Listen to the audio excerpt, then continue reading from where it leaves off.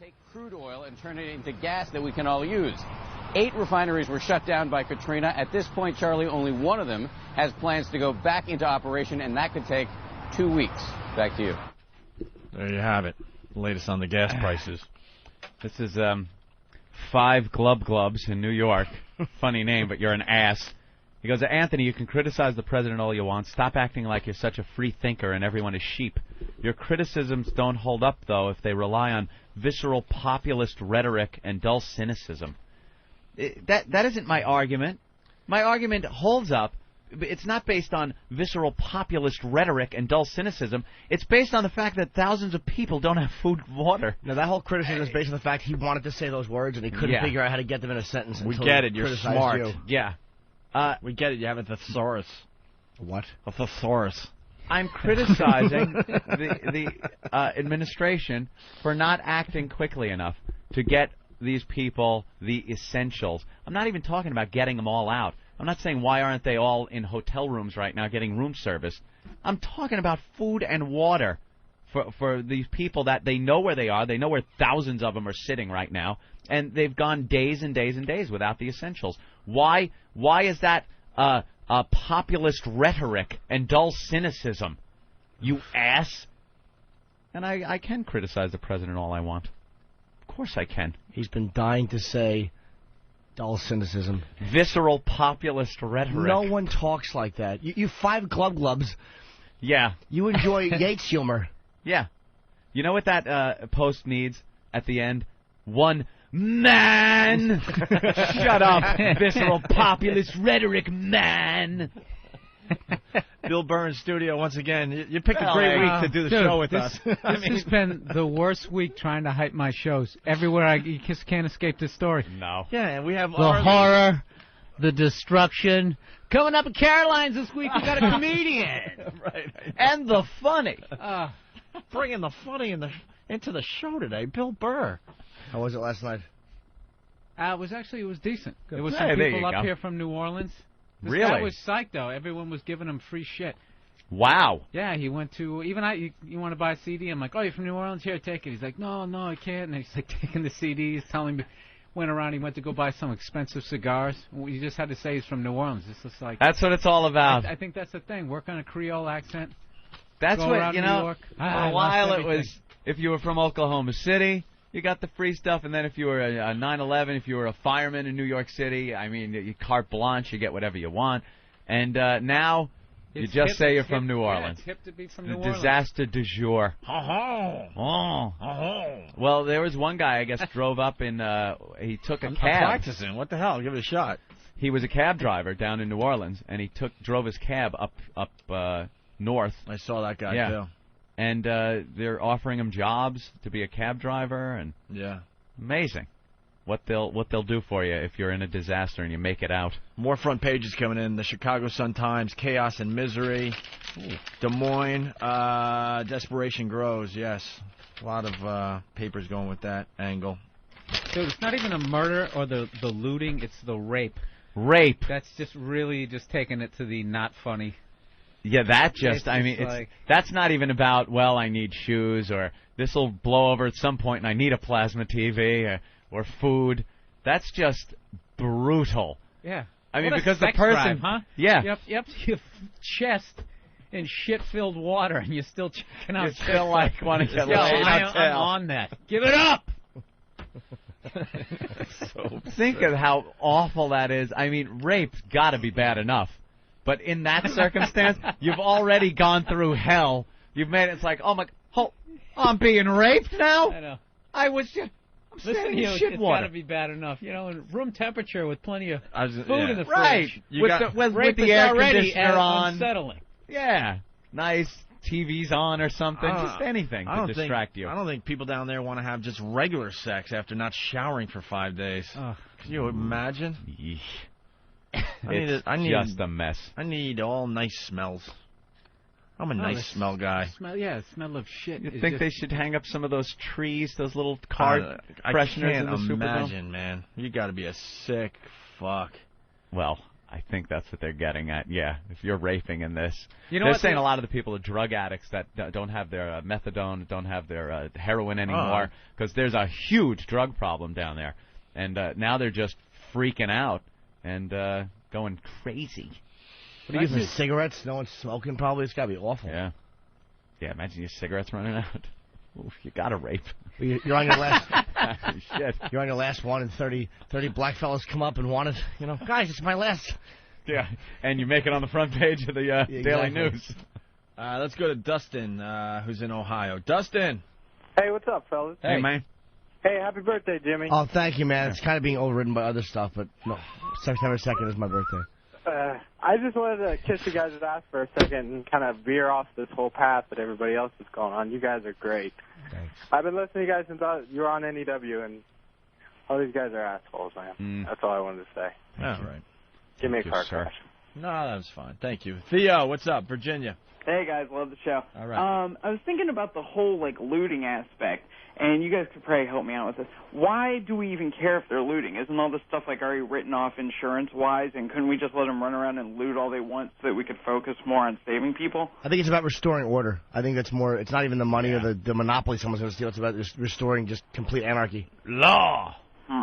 Oh, well, I look at it and I keep thinking that they, if you're busting somebody off to Houston, they got a plasma screen, make them drop it, before they get on the bus. Well, I don't think they're bringing big screen television. Oh, my God, no, one of the reporters saw a plasma TV just sitting in the middle of Bourbon Street. And this guy was amazed, where do they think they were walking off to with this thing, Right. They could see, they even could see, the small stuff, like maybe sneakers and clothes and whatever. Yeah. But they were amazed. It was a big screen plasma TV just sitting in the middle of Bourbon Street because they got the idea to take it and then realized, well, yeah, where are we bringing this thing? I don't have a wall anymore to hang this on. Yeah. And you can see who's been looting because they're getting into these helicopter rescue things and they're wearing Armani suit jackets, dirty white socks and Armani jackets.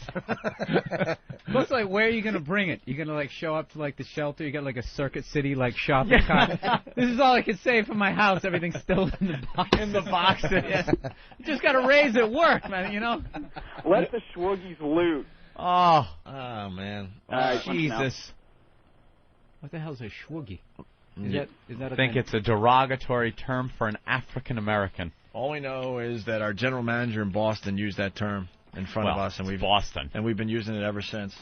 We really don't know what the exact definition of Schwoogie is, but we've gone with it for many years now. He was pissed at us because he had to deliver a check to the Schwoogies instead of go play golf because we screwed up bad. Because we screwed up and had to give money to a charity, and the only people that would accept money from us as a charity were the black Vietnamese, disabled black Vietnamese veterans. We tried the Jimmy Fund. We tried everything. They did not want Opie and Anthony money. They didn't Jimmy want our Fund in Boston did not want. They'd rather have children dying of cancer than take our money. They'd rather have kids with hair falling out than take our money. So Can you believe that? Vietnam we learned a valuable lesson that day. Disabled black Vietnam veterans took our money, and Brucey Mittman, our GM, had to present the big giant check to them. So, typical Boston. He marches said, in. Yeah. While we were doing our afternoon drive show. Boys, while you were here, I missed a day of golf because I had to present a check to the Schwoogies. Schwoogies. Unbelievable. Trying to bond with you. I'm going to be edgy. Yeah. Oh, yeah. I'm going to be on the edge, boys. He was a midget that loved his pot, and he was running the whole place. We actually liked the guy. We had a love-hate relationship with this guy. The guy was 5 feet tall, and he drove the biggest Suburban. And swear to God, watching him get into that thing was hysterical. We used to tell him, just get the rope ladder. You look ridiculous enough. How much more ridiculous will it look if a rope ladder rolls out the side and you could climb up it? He needs one of those helicopter baskets to get in a winch. Like he was in a monster truck. Winch. Just the worst. Monster truck. So that's where the Schwoogie term came from. Yeah, Brucey Mittman. I forgot what we did that day where we fucked up, but I don't know. Yeah, why would we have to do that? Well, it was for our CD. Yeah, maybe that was it. It was for our CD. We wanted to do the right thing and get some proceeds to a charity, so we went all around Boston, and that was the only charity that would accept I remember our when money. we had to meet with the gays, and he came walking in, and he goes, "Boys, the faggots are here." Right. And we had to march down the hall, and someone had to, just run our show for about a half hour, and they handed out dittos. Oh, they handed out all this What was the one stuff. ditto? Mark, what was it? It was a big coming out thing was the problem they had. It was the problem they had was how hard it is for young gay men to come out. Wasn't that over that dumb bit, "Hi Mom, I'm gay"? Yeah. That was all it was, right? Yep. It was it. And they got all angry and offended that it's very difficult for a gay man to come out to his friends and family, and you making light of this is horrible. So we had to sit in this office. I can't believe we were at the point in our careers where we actually did this and didn't just punch the GM in the face. But I want to go back again. Yeah. He did walk down and say, "The faggots are here." Yeah, boys, the faggots are here. And then we go into the general manager's office. He's supposed to be the big guy in charge, and then he's in there very serious and reprimanding us in front of the, quote, faggots. It had nothing to do with him thinking we were wrong and let's bring these people in to sensitize the guys to this. This was purely, I don't need these faggots on my back. We'll have them come in, blah, blah, blah. They'll leave, So what do they do? everything's Then solved. you just sit down and they reprimand you? So, yes, that is exactly what it was. We sat. They handed out dittos that and they books. had printed up about, books that they took out of the library. Johnny tells his family, Yeah. and we're sitting there making like we're reading it. And I got a rod. and they were talking about, with the whole voice and everything. It's very difficult to come out, and it's a very nerve-wracking thing for somebody. And I'm sitting there like, I'm going to start laughing. I'm going to start laughing, and I'm biting my lip. And that was our day that we had to sit with the faggots, as Brucey Mittman put it. And Brucey was like, "Boys, take the dittos home and the books. Take these home. And do some homework, And as soon as the, quote, faggots left, yeah, the faggot. he's like, "Boys, you could just throw that away and get back in there and do a good show." And then, for days, I remember he came in and he was like, "Well, did you read your literature?" Like, he was all joking. He was the worst. Anything we said on the air, he was 10 times worse. Behind the scenes. Yeah.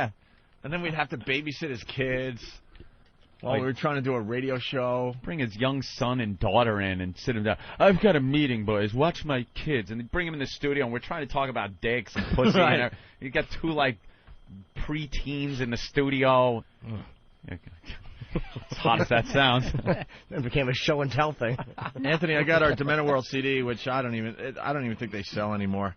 The charity was the New England Shelter for Homeless Veterans. Was that it? Yep. Yeah, and Brett is commenting, they handed out dittos. When did this happen? 1975, Opie? We just dittos. Ourselves. Yeah, they were mimeographing things. Big crank, ink all over their faggot hands. You gotta love Brucey Mittman. I guess we could go to break with the bit that got us in trouble that day. "Hi, Mom, I'm gay." Hi, Mom, I'm gay. And we'll continue with Bill Burr playing Caroline's all this weekend. Oh, yeah. Read on air. All right, we'll read this on air in a little bit. And we'll talk about our charity, our new charity, Anthony. Oh. Trying to help out the rescue effort, and we'll talk about it next. It's basically, I don't know, garage sale, I guess. Yeah, we're selling all our junk.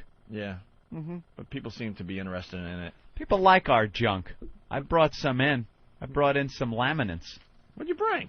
Laminates from a bunch of our appearances. My backstage passes and stuff.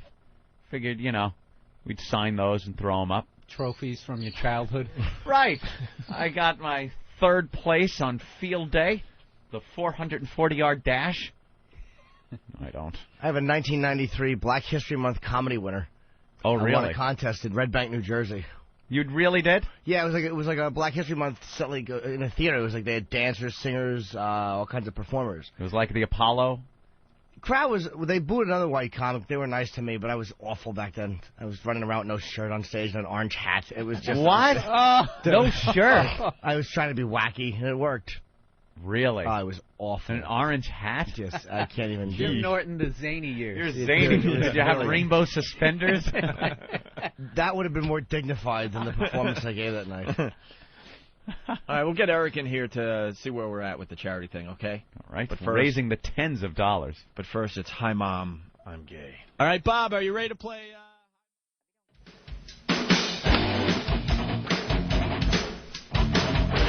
In studio, Eric, Sex Bagel, the Hawk, Nagel.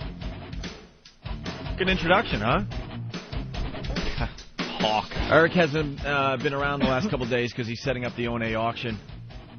100% of the proceeds going to the relief effort down there in New Orleans and Mississippi and areas in between. And are we ready to go or what? We'll be ready very soon. We've got 3 new items for the auction. They're pretty cool. We have a VIP Hard Rock Cafe Pass. We have intern for a day. Whoa. Yeah, come on. You can't just... What's that last item up for auction? VIP Pass for the Hard Rock Cafe. I'll give you $10 to not auction it. What does that mean? Is that one of the passes that I had? I guess so, yeah. Was that one of yours? Yeah, it's one of my backstage passes that we're all going to sign. I thought it was a VIP pass for the Hard Rock Cafe next time they do a cool event. Oh, what do you get, like a burger or something? You go in, I don't know. Next time they have a band there or something, you get the VIP treatment. It's an actual VIP pass that has been used before Of course. It won't get you anything now. Holy. It's something to hang on your wall. Stupid me. I'm thinking, I'm thinking it's a cool thing. Yeah, you go in there, it'll get you the Ronnie James Dio fries. What do you think you're going to get with a VIP pass at the Hard Rock? Here's the deal. We know we have a huge audience, and we know we have to do something, and we're starting somewhere, and we're hoping eventually real prizes come to the table. Let's just be honest with each other. Oh, you sound like FEMA now. You really do. Look, we got what we got now. The good shit's coming. Just deal with this pass and some crap that we scraped up from around the office. Coming in with the good shit. Trust me, guys. Here's some evidence that someone had a good time this night. Right. Yeah, and it wasn't you. Yeah, you were not involved. This radio just stinks on a daily basis.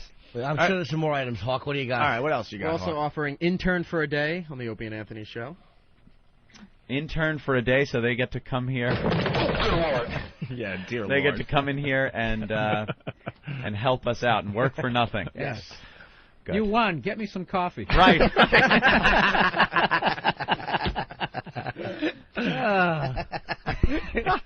Wow. Good one. All right, what else? And this just added a private martial artist session with Master Poe.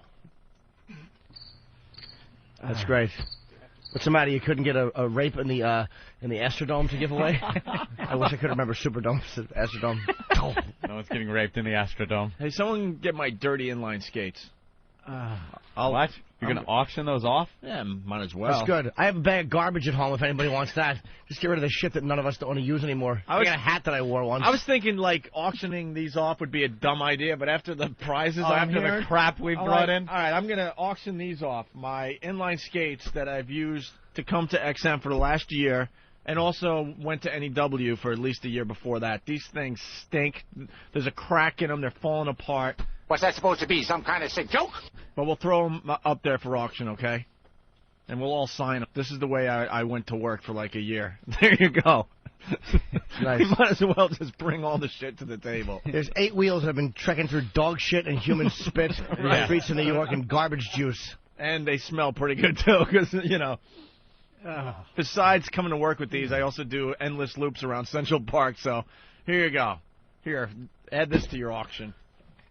Oh, these rotting freaking inline skates. That's right. All right, what else you got, stink. Eric? I know, I'm not kidding. What else you got? We have a piece of the Rolling Stone pinball machine that Opie destroyed. Oh, well, now here's an item. This is a one-of-a-kind. Remember when Opie smashed the pinball machine? It's a classic Rolling Stones pinball machine brought in by Al Dukes, producer of another show. Ron and Fez. Yeah. No, that's right. It was Ron and Fez. Jesus. They're starting up very soon on this channel. And he brought it in for Opie as almost a peace offering, because you two had always had this little underlying problem. Yeah, Al wanted Opie to like him, and Opie just hated him for no reason. That was the underlying problem. That was it. Because Al's an annoying piece of shit. I've never been a fan of the Kiss ass. Anybody who needs Opie to like them, he just hates. Yeah. I've never been a fan of the Kiss ass. And he brought in. Life. He knew you were a fan of this classic pinball machine. Brought in this Rolling Stones pinball machine, and Opie took to it with, I guess, what resembled Gallagher's watermelon hammer, and completely destroyed smashed it right in front of Very sad Al Dukes. Well, one of the pieces made it. A lot of people thought it was a radio bit. Ho, ho. Opie didn't really destroy that pinball machine. And there it is. So we got a piece of it? Piece. Wow, let's see it. Piece of radio history. Wow. Yeah, that's this incredible. Is like having Marconi's original plans for the radio, isn't it? Signed? Same thing, right? This is like the script to War of the Worlds. Why prizes are brutal. We got a fish tank. It's a terrible prize. Dude, this is how big the piece is. It fits in a CD case. But it's mixed face. Couldn't you find a bigger piece, Eric? That's what was donated to us. From who? The person who had it. Who has it? Go stab him in the neck with it. There's like, if they're all that big, we have 10,000 more auctions. I guess it's cool in a way. I'll give you $5 for it right now. I guess if you're a hardcore fan of the show, it's cool. Who knows? Let's see what this stuff will get up online. How embarrassing is it going to be? This is a national radio show, and we have a $600 donation. How embarrassing is it going to be when we have to send out a press release that we, raised $10,000? Wait a minute. Does the piece come with that empty CD case, too? Yeah. Yeah. Oh, well, there's photos on the front of the CD case showing what part of the machine it came from. It's almost like the certificate of authenticity. And some action shots of me actually. I'll give you $6. A little bidding war. Wow. Ooh, I like that. Wow. That's the way to spice it up, Yeah, Bill. a little excitement. All right, well, we'll add it to the pile. These items wouldn't be good if you were trying to raise money for someone's flooded basement in Bayshore. This is some of the worst goods I've ever seen. No one's going to want these. All kidding aside, we have to start somewhere, and I think we're going to get better prizes as we go on here. So we're going to continue this thing, I think, Anthony, for the whole month of didn't September. you break one of your shoelaces the other day? I did. Up for bid. It's up for bid. Travis has a pair of my pants that he hasn't worn yet. Ooh. I did bring in some old jeans for the young go-getters. What? Yeah, wait, you were giving your pants to the interns? Wow. You took Opie's pants? I'm wearing them right now. Wait, you're wearing my pants? Which ones were those? These are the count. They're all Oh. What was I supposed to do, not wear them? Yes. Not accept them. I had a lot of jeans, and I decided... Hold on. I got to know this. Did you come in with them and offer them to him? I just threw them down. I said, anyone want these jeans? Go for it. Instead of throwing them away, that's all. And you took them? That's not true. He pounced on him like a looter. Opie asked what size I was, and they fit, so I took them. They're like a 30 waist or something, right? Mm-hmm. Yeah, that's... Well, what happened after we lost our jobs, I decided to stop eating for a while. And my clothes got down to I was down to like a 29 waist, about a 29. Machinist. So now, without a doubt. Dude, I was surviving on Slim Fast and bananas. I just refused to eat. I didn't feel like eating for a long time. So I bought all these clothes, and now we're back to normal, and I can't wear them anymore. So I have one pair that I haven't worn. That you brought two pairs home? You gave me 2 pairs. Oh.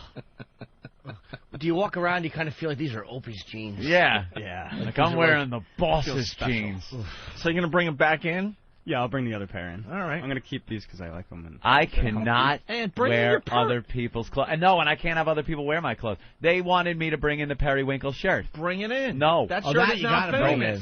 No. It's a famous shirt. We could get at least $20 for it. No. Why? No one's wearing my clothing. Bill Burr? What's that? What do you got?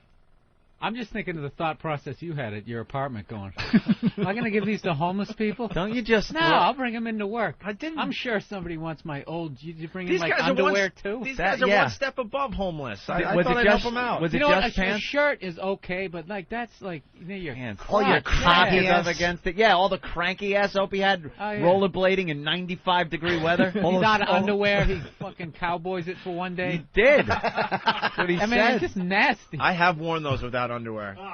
All those flights and coach. Swear to you, man. And aren't they hanging off of you? No. I'd have to wear a scuba suit underneath the bottoms of it. Instead of giving the guys a bonus, they get my old jeans. Yeah. Now I don't have to buy jeans. There you go. See, he's appreciative. Does he throw you rubbers when he's done? After they were only used once? Yeah. Just dump this out. Put it on, son. That is, all right. Yeah, that's a little odd. It's almost like this domination thing and this submissive thing. Definitely. No, I just... Why did you bring him in? That is almost like a domination thing, like, wear my pants. Look, you give old clothes to homeless people. Right. I usually that you'll never see again. I usually throw them in the pails outside my apartment, and the homeless people are now wearing my clothes, and I got sick of that, so I said, well, I'll bring them in. If the guys don't want it, then I'll just throw them away. That's all. Hand me down. I have a whole bag of clothes that I've been trying to find. The homeless thing that they had in the box in the Manhattan mini storage is gone. Yeah. So I have a garbage bag full of clothes. A lot of them are new. So you got to find one of those Salvation Army bins. Maybe I'll bring them in. Yeah, bring them in. Auction them off. We'll auction all those clothes off. They're going to be put to good use. Pat has a good idea. Pat. Hey, Pat. Hey, I'd like to see if you all are going to put that pickled punk up for auction. You know what? We should get the pickled punk back from Andrew Gore. No. No. Why not? No. I have a broken boombox with dual cassette. Dual cassette? Yeah. For high-speed dub? Yeah, for recording purposes. All right, where's Eric? Great for demos, struggling bands out there. We got some interesting stuff for auction, so I guess it's all going up during the show here today. I think it has a woofer. Some of the items may even be up already. Eric? What else do we have? We're going through that bag that Anthony brought in. A bunch of batteries. Batteries. There's a couple of old Paisano shirts in there. Old Paisano shirts from Paisano of Mulberry Street. Wow. With your sweat stains? No, I didn't wear them. Nice to see the millionaires coming to the table. Yeah, why not? Here's my old skates, and here's my old Paisano shirt, which I never wore. I had it, and I went with it. My skates are going to get $1,000 guaranteed. Wow, you think so? Guaranteed. No. I'll bet you $100 they don't. There's nothing in this whole awful collection that's going to get over $50. No. I'm going to bring in my leather jacket that I wore on the cover of The kind of person Domenico who World. would bid on those rollerblades does not have $1,000. Yeah. They're not going to, use them. They're going to frame them. Frame it. Like the Hard Rock Cafe. Then you know they'll get them and they'll show people these are Opie's rollerblades. People are like, who gives a shit? I know. Let's try to get his money back. What's going to happen. What else you got, Eric? Got the latest Robert Plant CD signed by Robert Plant. Oh, that's a celebrity item right there. There you go. That's now you're talking. It's not every day you get a Robert Plant autograph. Signed by Robert Plant. A couple of Travis Tritt CDs signed by him. Jesus, Jimmy. A little bit of a drop off. With the Travis Tritt. Yeah. All right, like I said, You got to end strong, bro. Yeah, stupid. What do you got How now? A can couple I? of mine Look and at Now Billy what? Cities? Now what? What are you going to end with? A bag of rubber bands. CD signed by Rat? You have to close with Robert Plant, dude. He sang with Zeppelin. Yeah. Now you got nothing. Stop rifling through your awful little yellow papers. Read them. There's nothing. There's the lunchbox that Jimmy destroyed. You said that yesterday. Just say you have shit. You have nothing. Yeah, we got a bunch of shit. You've been 2 days. You've been working on the thing, and you have nothing but a pass, a pair of jeans, and a CD. This shit that these guys This just broke. in from Dan. We're going to be auctioning off Eric's toothbrush. Oh, no. What do you mean? Did he finish the joke? I think it's a funny joke. It's still in the box. Finishing the joke is that you're right. That's the finish. You know how some of these items are much more valuable if you have the box that it came Yeah. in? What else you got there, Eric? We have the sign that Nathaniel used when Arthur Sheehan got fired. Oh! That's a good item. There you go. That's been on TV. But you got to get like the press clippings and stuff to prove that it's a famous sign. That's right? a good. Signed and dated by our own Nathaniel. All right. Wow. That's good. Yeah. Wow. Just wreck a good item with a big signature. It's small and discreet. That's all I got. Okay. Any people are suggesting any flaming attire from Steve. Some of his flaming shirts or something like that. That'd be great, Steve. You got to kick it in. From the white trash line. That really is awful. At Macy's. Steve is entering the studio. How about Here he Whoa, comes. hey, Steve. He drives a hybrid car. Steve Plant. And hello. Hi, Steve. Yeah. You want some flame shirts? Flame shirts would be a big item. Absolutely. Yeah, I got a couple of them easily. Mm-hmm. 4, 5, 6, 7, 8, 9. Yeah. Sign you them. buy them, or would you like win them at like a carnival? No, I get a few of them I've had donated, but I do buy a lot of flame shirts. Yeah. It's got to be stuff you've worn. Yeah, easily. I'll put authentic sweat stains in them as well. He's got a gray flame hat on right now. Yeah. Foundry Music hat. Yep. Yeah, his gray flames. He's got flames on his Stay Cozy little bear shirt. That's right. And then what about your boots today? No, regular sneakers today. I don't have the flame sneakers. Should be a on. big item though. His back hair and Lebanese sweat in them. I'm sure everybody's gonna want them. I don't have that much back hair anymore. I know. I went. Thank you, Steve. You're welcome. See ya. Here he goes. Right out. All right, Eric. He drives one of those hybrid cars, you know. Where could the Saves listeners, a lot of really gas? does? Yeah, yeah. Where can the listeners see these items? That's fighting We'll terrorism. have it up on opieandanthony.com very soon. So there'll be a link on opieandanthony.com. The items that we have up for auction. What are the starting bids going to be? They all start at 1 penny. Wow. Why 1 penny? Why would you do that? That's the way they have it set up. Who set up with it? The nonprofit organization. And then people bid for it, and it goes up. Well, how about We'll have 12 cents in no time. How about you start it at something? Can't you do that? Can you get some of the items up before the end of the show? I want to see what kind of action we get. Of course. Yeah. Now you guys are going to get shit. They're mocking Yeah. the tragedy. But now that we're talking about the items, it's a real making them charity even we more set up. famous. It's a real charity we set up, and all the proceeds will go. Think about for the relief now effort. getting that VIP Hard Rock Cafe pass. Now you own it. And it's like, did you hear him talking about it on the air? This is it. This is the pass. See, the more you talk about it, the more popular it Gives gets. it infamy. Right. One day, they'll run on Best Of, and you'll listen and go, wow, I'm looking at the pass they're talking about right now. I think we're going to raise some money. Of course we are. And then we're going to get some real items coming to the table. Mm-hmm. Actually, we got some real items mixed in with the shit. Yeah, I got to get a few more things from home. All right. Ooh.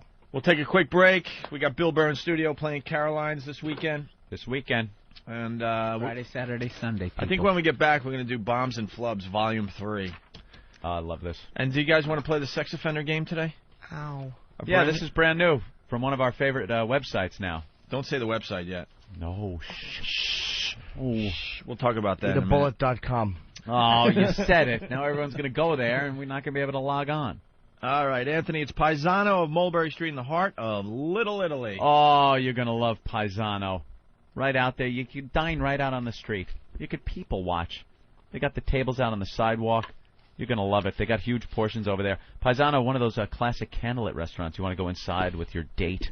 Perfect for a late-night romantic meal. Every pasta on the menu, now under $10. That's right. At Paisano, you mentioned XM, Opie and Anthony. You get a free glass of wine. How about that? Joey will give you a free glass of wine. Authentic Italian cuisine made from original old world Italian recipes. And the fun and romance of Italy all in a friendly restaurant. Paisano of Mulberry Street. They're open weekends till 2. Paisano of Mulberry Street. It's right there in the heart of Little Italy between Grand and Hester.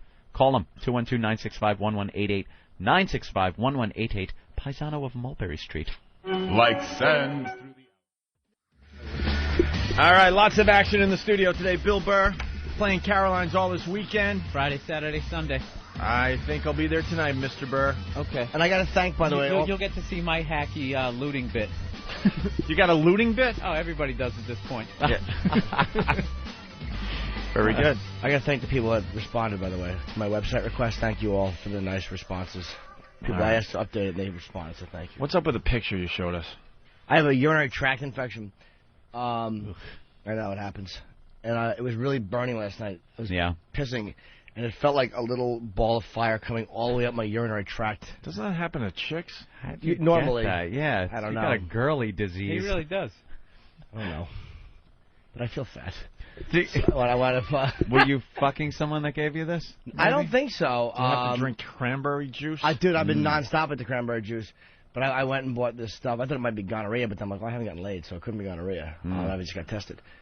So I bought this stuff called Azo, and they said it's going to make your urine orange. And it did. And there's a nice. Did you see the picture? Azo? Yeah. How did you hear about that? I asked the pharmacist. Your dick's on fire. You ask questions. Words to live by. Yeah, certainly.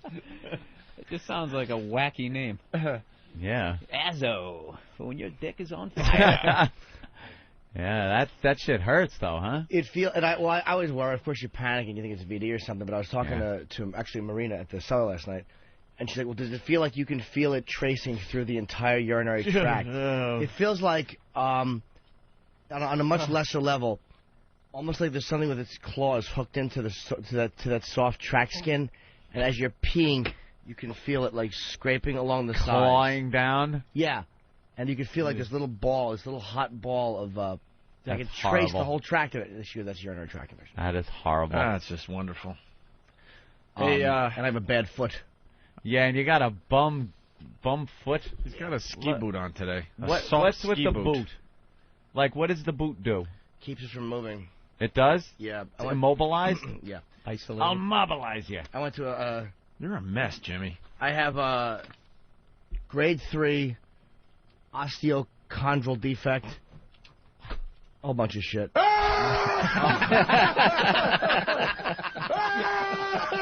Opie, it hurts.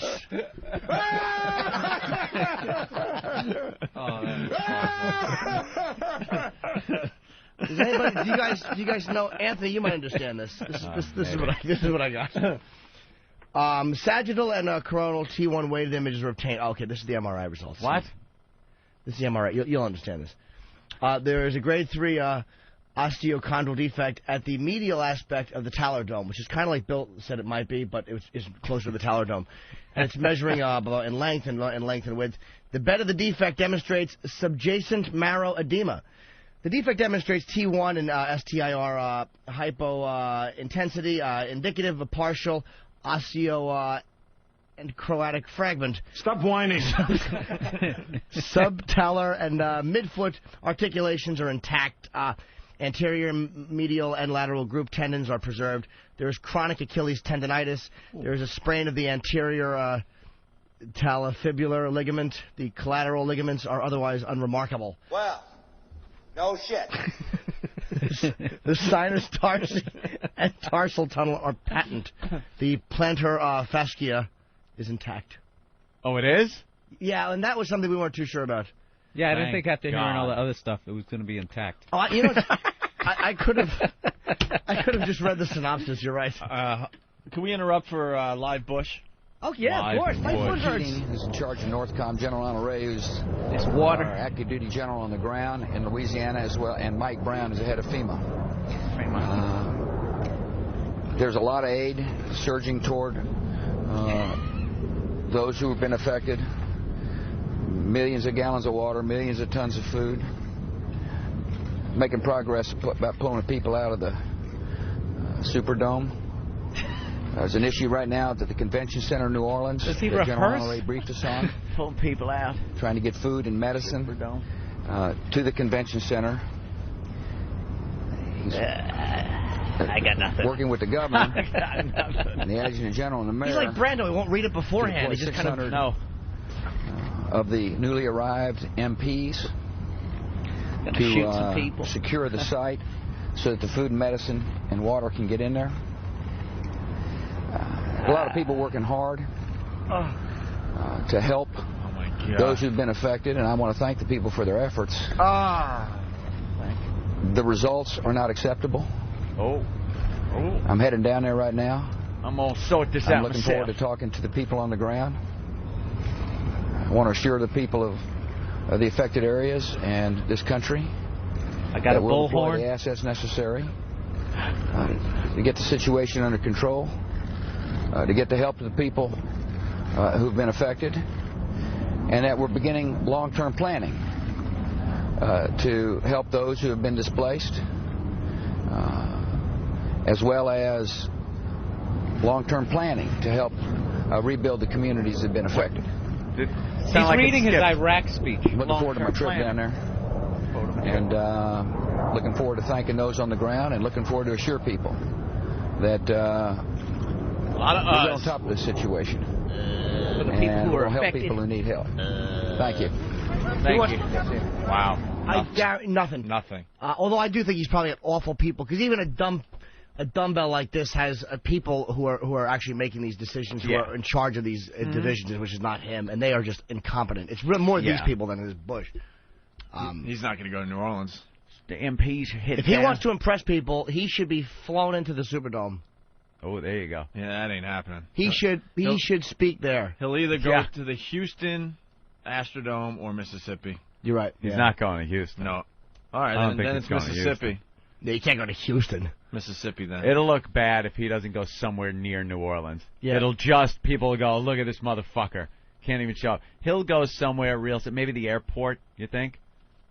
Somewhere, yeah. He'll just stand in it, find some water and stand in it. Yeah. That's a little really deep. bad. He's going to go to his ranch, pick up some clothes. So, yeah. Get some boots. Auction them off. They were trying to raise money. Raise money. Speaking of which, we got some ideas for more items coming in. Todd, what's up? Yeah, you guys disappoint me a little bit this morning. Nobody's mentioned what could be the holy grail of auction items. Private viewing of Ben Todd. Oh, you know what? Private viewing. We haven't seen much of old dirigible cock today. Where is he? He's working hard behind the scenes. Doing what?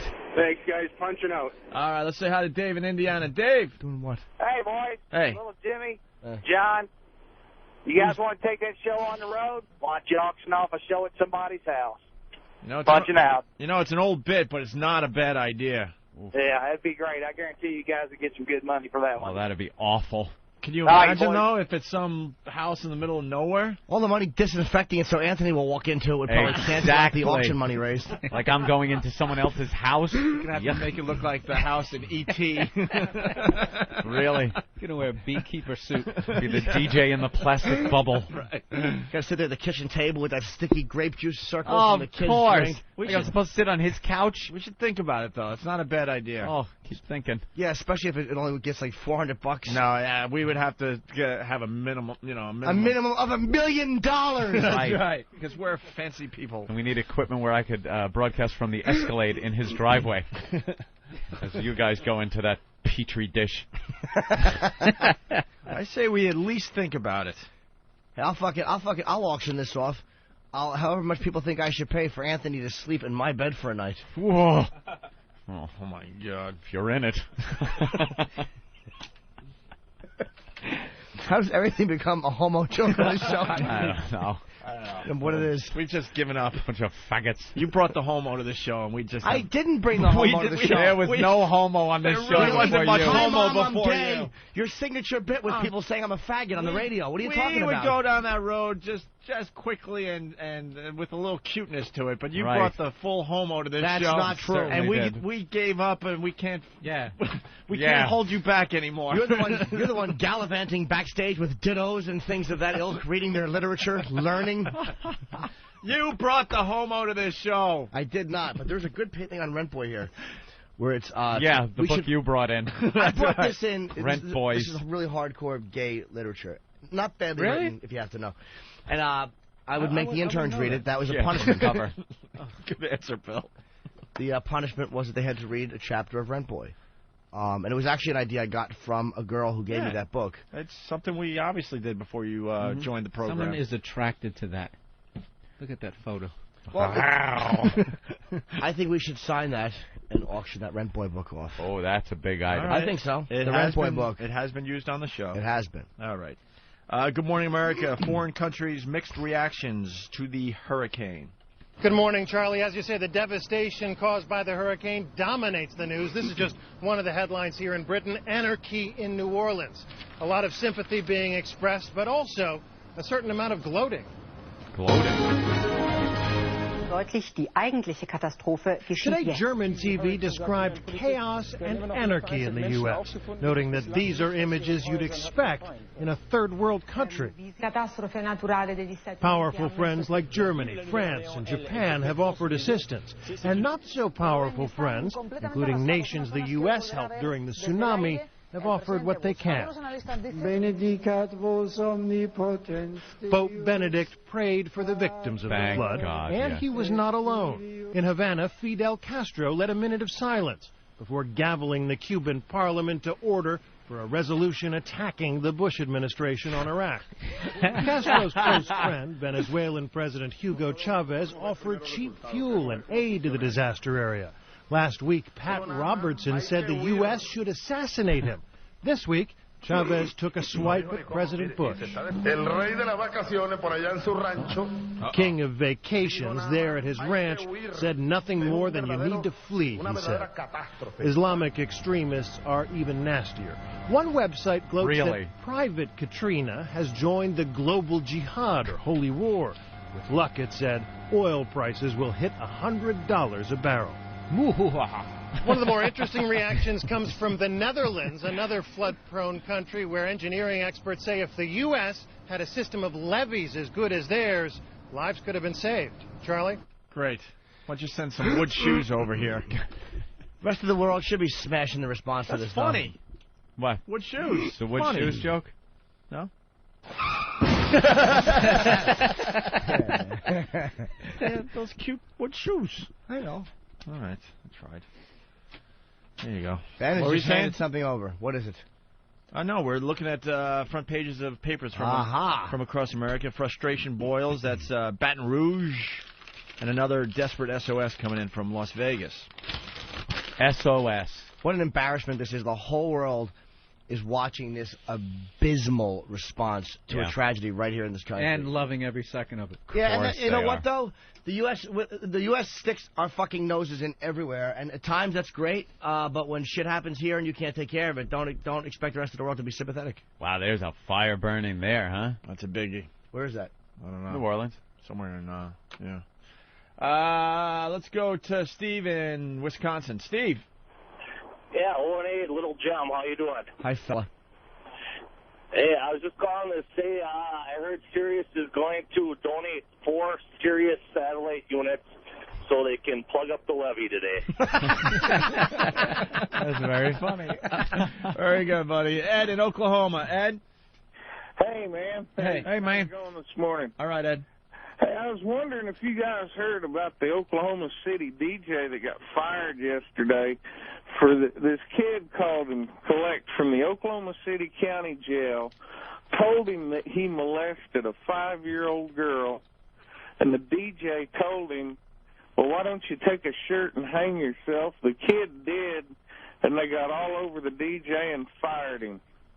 Are you kidding? I didn't read that one. No, it was at 94.7 The Buzz. All right, we'll look into that, definitely. Why would they fire the guy for... I don't know. Saving taxpayers' money. There seems to be a little more to that story. We'll absolutely try to get some news on that. Unless they fire him, unless there's some kind of a stupid law that prohibits you from encouraging someone to commit suicide. All right, Ed, thank you. Let's go to Great Neck. Mike, what's up? Hey, listen, Jim. No joke. Seriously, get yourself to a doctor and get some antibiotics prescribed to you. Yeah, I am. Okay, good, because that goes real bad real fast. Okay. Yeah, I'm all right, man. I'm going actually today. I have to get some kind of an antibiotic, but it actually feels a lot better since I just started taking this. I took this Azo last night, and I feel like 50% better today. All right. Frank in Tennessee. What's up, guys? Hey. I will be willing to donate money to your auction if for a week I don't have to listen to Jimmy's annoying hyper-pronunciation voice. Please. Oh, you're not a fan, sir? I'm not a fan. Who's the guy from the other day? How could anyone not like Jimmy? So you're not, I don't understand. So, sorry, you're not a fan, but do you still listen to the show? I listen to the show for mostly Anthony. I find him to be hilarious. So how does it feel to know that... Now, wait, stop it, Jimmy. Let that just sink in. Jimmy! He makes a good point. He certainly did. But does it bother you that, like, I'm on your favorite radio show and I'm going to continue to spoil it for you? Absolutely not, because I know in a little while you'd be leaving to do your stupid show or whatever you have to do. Stupid. 2 weeks gone, 1 week back. Yeah. 2 weeks gone, 1 week back. A stupid HBO show. Dumb show that's going to pay you millions. Silly. Yeah. So what? You get millions of dollars, so what? Yeah. Jimmy's not going anywhere, sir. Yeah. So your pants. Dude, do you understand? And I'm hurt that you don't like listening to me. I mean this sincerely. You're a paying customer, and your opinion is of no value to anybody. Hey, Jimmy, guess what? I'm a paying customer for XM Satellite Radio. Exactly. I listen to all the channels. Keep paying, stupid. This in the morning. Just keep paying, All fella. right, Frank. Just keep paying, Frank. All right, Jimmy. Thanks. All right. That's right. I kind of liked Frank. Frank, I didn't care for him, and yet you did. I didn't really mind Frank. Anthony liked Frank. I'm kind of on the fence with Frank, and Jimmy hates him. No, you at least he didn't like me, but he didn't even mention Opie. He just mentioned Ant. He's trying to get us all in a tizzy. He didn't say I stunk. He just says he listens to Anthony. That's right. Hey, Frank, if you have kids, I hope they're abducted. What do you think of them apples? Stupid. All right. One more story about what's going on, and then we'll move on to bombs and flubs. How does that sound, guys? Very good. All right. Good Morning America had this piece on the refugees and where will they go? Here at the Astrodome, Houston officials thought they'd be able to put up 25,000 people. That is clearly not the case. There are about 12,000 people inside, and we are being told that here at the Astrodome they are running out of blankets, food, and room. He and others waited in frustration when officials at Houston's Astrodome turned away dozens of arriving buses, saying the makeshift inn was just too full. Exhausted and desperate, families continued to recount the horrors of their ordeal at the New Orleans Superdome. People died in that Superdome, and you don't know nothing about it. In the confusion, some of Katrina's refugees were left on the street, abandoned by their drivers. Finally, officials agreed to allow them in. Those that are on site will be processed. Thousands had already arrived here earlier, famished and in need. The flood of Katrina's homeless stretches across the country. On the internet, some are offering places to stay. In Baton Rouge's River Theater, where thousands have been camped out since Saturday, the frustration is growing. I don't know how you're going to work it out being in here like you're in prison. At the Davis Middle School in San Antonio, many are still concerned about missing family members. I left my husband in New Orleans. He worked in the French Quarter at the Arlene, and I just want him to know that we're fine. City officials are readying a former military base to house 25,000 more. In Houston, Madeline James and her niece found themselves at this fire station, thankful for donated clothes. We used to see people walking on the street with shopping baskets, homeless and stuff. But we never dreamed we'd fall in these same shoes. Upstairs, firefighters have taken in the Taylor family, all 77 of them, and the requests for food and shelter keep coming. It turned into 88 people the first night, and then also now it's gone to thousands. When we go back, we don't know where we're going to go because we don't have nothing to go to. Yeah. The buses continue to pull in here this morning, and city officials have even moved some people over to the Reliance Center next door where they set up a medical unit. People who come here, the refugees who come here on buses, may not stay. If they are well enough, they could be sent to other shelters in Dallas or in other states. That's the latest on that.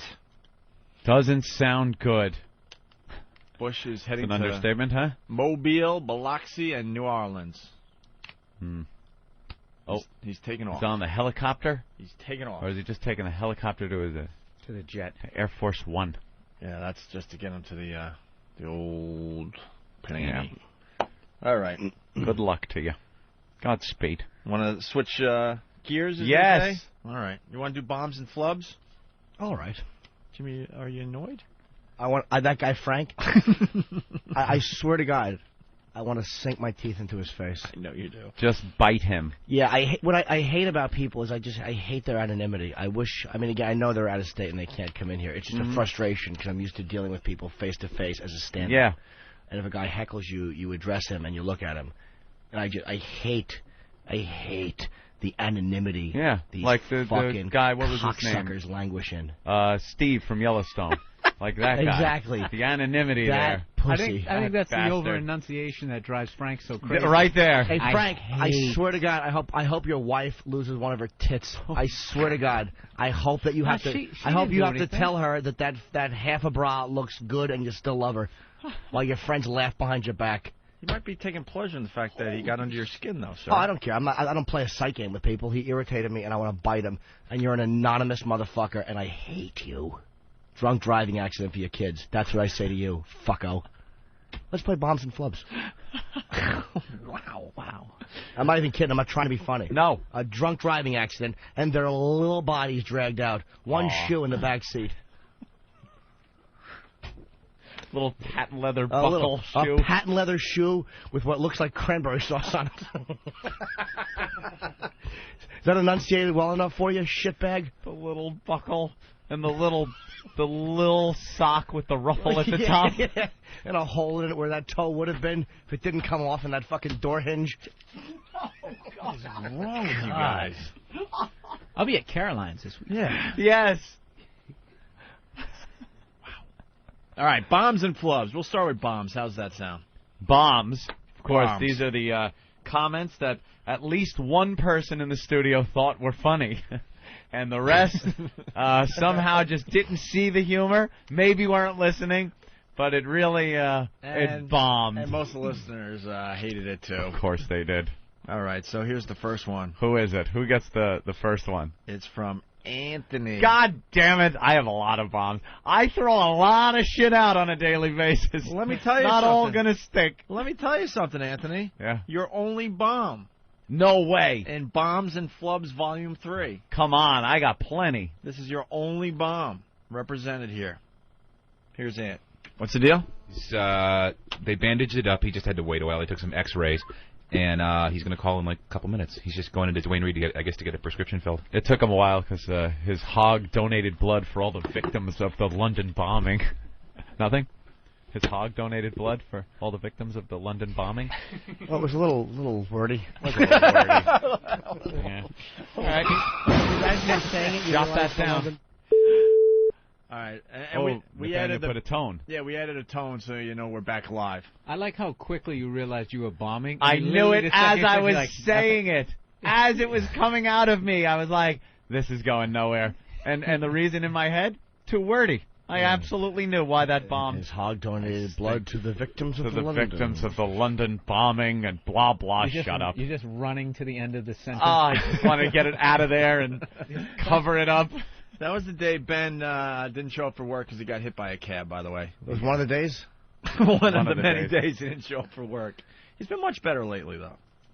All right, speaking of Ben, he's the next one that bombs. Check out Ben. Bem. There's one for the flubs. All right, stop. There's Nathaniel writing it down. Here's Ben bombing. All right, Mike. Well, come back with your head lowered in shame. I will. I'm on my way. Good job. Look at the bright side. Slink back, Mike.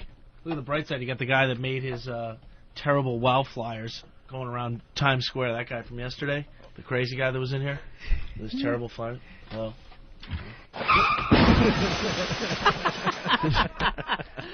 No one was great listening to Ben at all. No one was listening to him at all. I just like how he kept going and going, waiting for a reaction from somebody. You gotta admit, that guy was pretty funny yesterday. Right, and did you hear fucking SpongeBob Skull trying to cover it up and just keep talking? Like, you know what, though? I mean, the guy really was his flyer. Yeah, he was crazy, yeah. Bomb.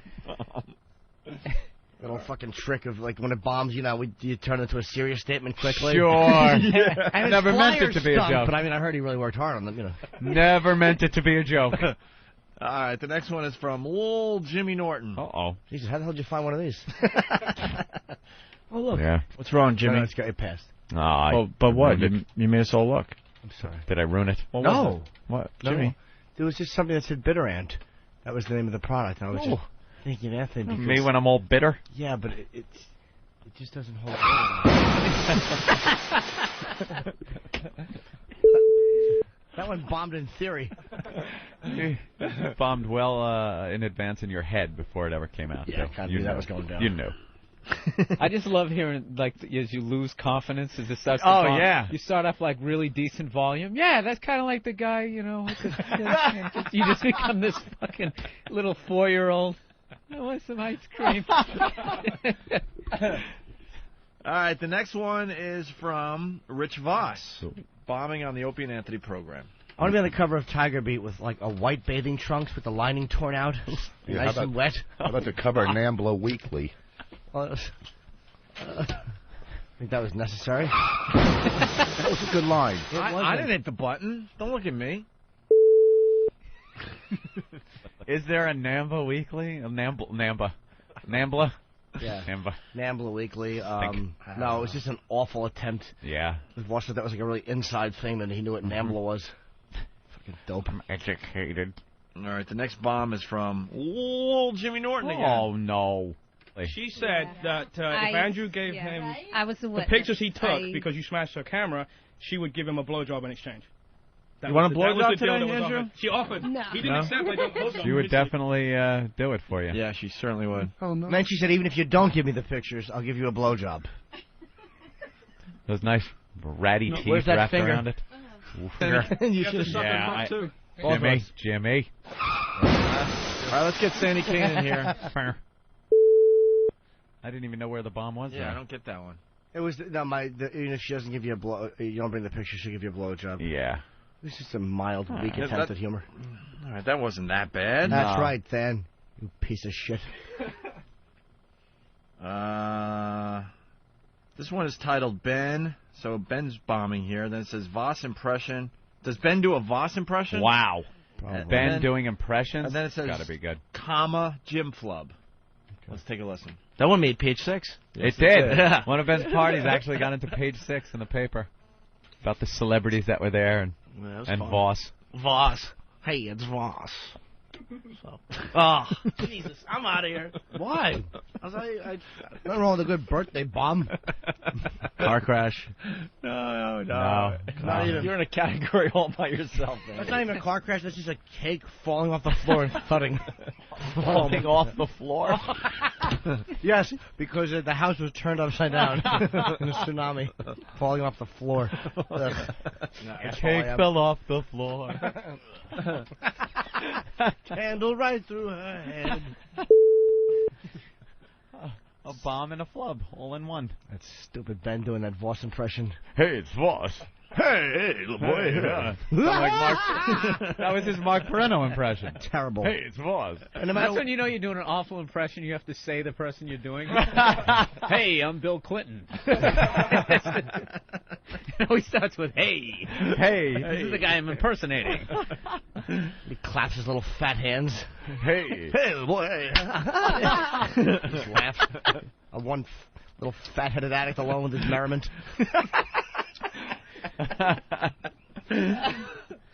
The next bomb is from myself here.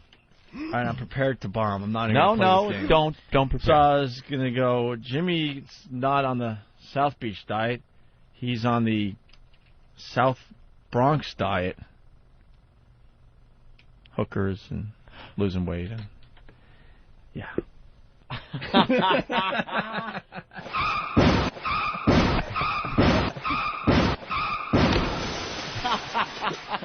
But you can see where it could have been cute. That one actually brought shame into the room. Yeah, that was so bad. People are commenting that this is the worst tone that was used ever. Awful. It's one of those raise your right hand if you hear it in your right ear kind of tones like you heard in school during the hearing test. Where did you get that? That is horrid. Van? Horrid. It's on. No, it's not. There you go. Got headphones on. And now it's back. It's just something it generated by the editing software. Like an old 50s tone. Yeah. It's like one of those books you read as a kid. Effects. Yeah. You know, it's time to turn the page. Well, people don't like it. Sorry. All right. We'll find a new tone for the next. I like this one. It's and annoying flubs. Everyone. Keep it. All right. The next bomb is from Rich Voss again. I'm 37, Rich. 37. Wow. Same as your waist size. Nothing. They told me to call to be mean. Well, that was mean-spirited because... I can't be mean because it's your birthday. First of all, I don't even like doing the... All right. That's just pretty much Rich being on the show, isn't it? He's so experienced with bombing, too. He just plows right through. Plows ahead. I like when he goes, but, like he's changing the subject and it goes nowhere. Boss has a laugh track in his ends right head. there. He just hears smiles and laughs. You hear smiles. Oh, yeah. The next bomb is from old Jimmy Norton. Oh. We got to talk about the Jesus statue that opened its eye. Oh. A little creepy. It's not a big mystery, though, by the way. No? Somebody was being loud in the house.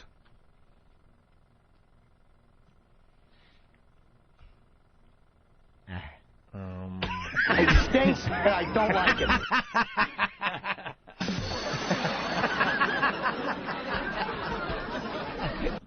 I just meant that there was no mystery because the joke would have been that it's obvious he opened his eye because somebody was loud, and he was like, "What?" Right. Hello, exactly. That's a good one right there. Wow. What an abrupt stop. There was 6 seconds of dead air after that line. And then he just goes, And then he started feeling uncomfortable. That was like a cabin pressure thing. Catastrophic loss of cabin pressure. No laughs, frost on the windows. Uh-oh. Wow, that's good. Woo. All right, the next bomb is from Nathaniel, sitting to my left today. Knock, knock. Who's there? Olive. Olive who?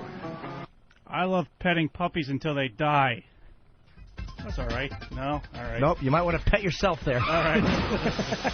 You should pet that joke. You got it. Oh, well, someone's laughing. Yeah. Well, the three clowns in that room. You mean never take a chance, Travis? Sure. Oh.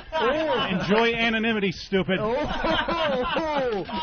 he snatched you. He may have bombed, but he's calling you a pussy boy, and I think he's right. Never take a chance, Travis. Wow. Can I point out that I like the fact that the guy who creates the bit and does all the editing puts in his own bomb slash segue into a kill. Exactly. Yep. Absolutely. Sorry. He was able to rehash the whole Travis thing. Anytime I could make fun of Travis again, I Yeah. would take advantage. He fought back well there. Who? He did after he bombed. Yeah, he did. All Opie pants. That fucking awful shirt he has on is really... That is a pedophile shirt. It's making me physically ill. I think Henry Lee Lucas wore that when he killed his victim. Fucking creep. A little checkers. A little checkered shirt. It's nice. All right, the final bomb. And this next one is, just for a little background, we're listening to the audio from Saturn. Remember that weird audio? Oh, yeah. That's the weird sound you'll hear. The radio telescopes picked up these weird sounds from Saturn. That's the background sound you'll hear. Okay, here's Jimmy bombing. And they're not explaining this further yet? No, that's pretty much it. It's just radio waves from Saturn. You're hearing them. There they are. Some form of intelligent life? I don't know. I don't think so. If you listen close, you can hear cathedral.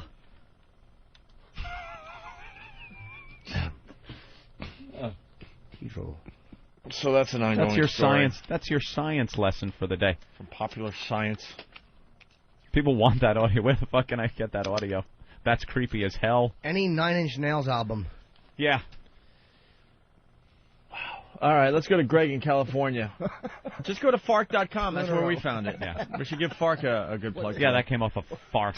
Those two jokes, let's acknowledge this. My last two jokes bombed so bad, no one made eye contact with them. That bad. It was almost like you had all walked in on me. You ever see Prince of Tides when Nick Nolte's a boy being fucked in the ass and his brother looks in the window and sees it and then shoots the perpetrators? That's how the feeling I just got. Like you all just peeked through the curtain and somebody being raped by an older gentleman. That's bad. I was listening, too. There you have it. That was a fucking good double bomb. That was. Then he came back strong, though. Of course. Those were awful. All right. People saying that tone is the same beep they used to advance the frames during one of those slide shows you used to get in school back in ye olden days. Wow. All right, we'll do flubs before we get out of here for the week. We got a couple of phoners today, too. What? A couple of phoners. Really? Let me look. Where? Where's my sheet? Guests. Guests? I don't even look at that section of the prep sheet anymore. I have no idea who that is. And I have no idea who that is. Kelly Hansen, new singer of Foreigner. Come on. Didn't we hear a little of Why are we talking to him? the new Foreigner? Didn't we hear it? And said it was really good for Foreigner, but... Yes, Jim? Oh, no. Oh, my God. This is what he does now. Yeah, he didn't bring the homo to the show. As he pulls down his pants and farts into the microphone.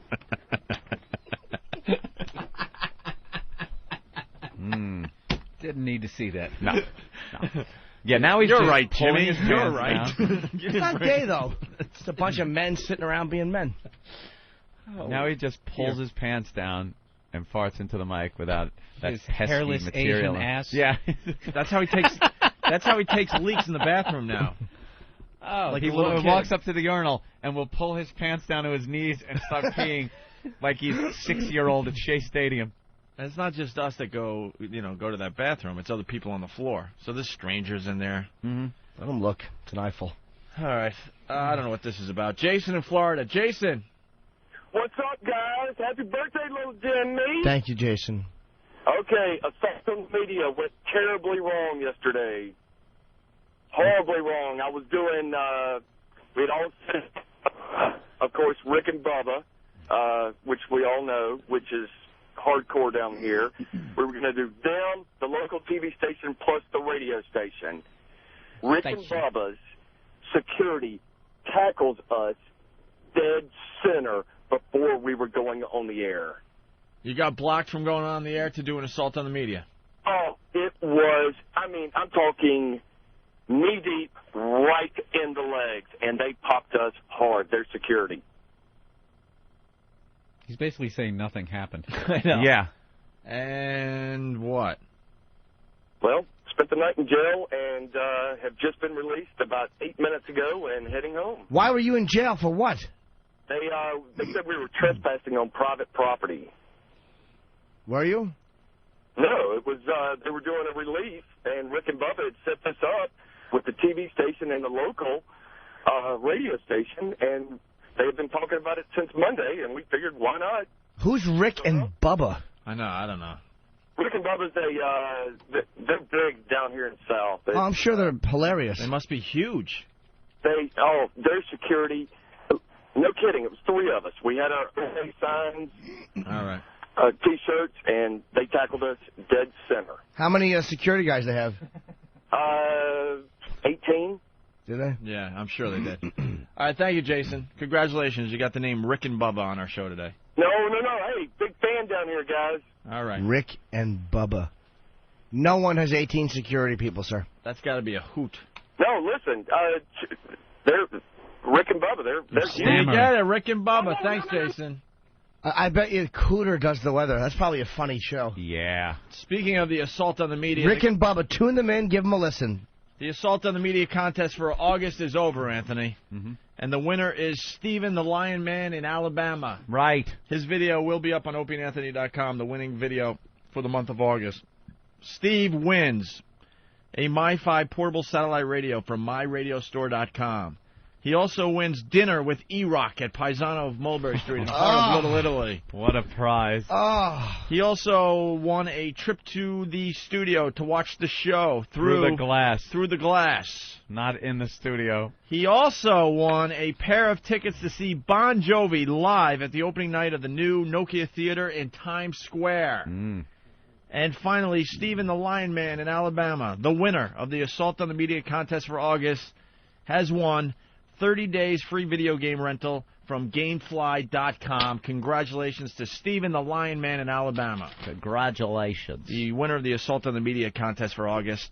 And we're starting this contest right up for September, right? Mm-hmm. And we'll have more fine prizes to give away to the winner at the end of this month. A lot of press will be at the beaches over the weekend. They all go to the beach because it's the last big weekend of the summer. Labor Day weekend. So try to win. You never know. We have no one in the lead for the month of September. No it's one. Wide open as we head into the weekend. So there you have it. Details on the Assault on the Media contest are up on opieandanthony.com, foundrymusic.com, and that's about that. Okay? Right. All right, we're going to take a quick break.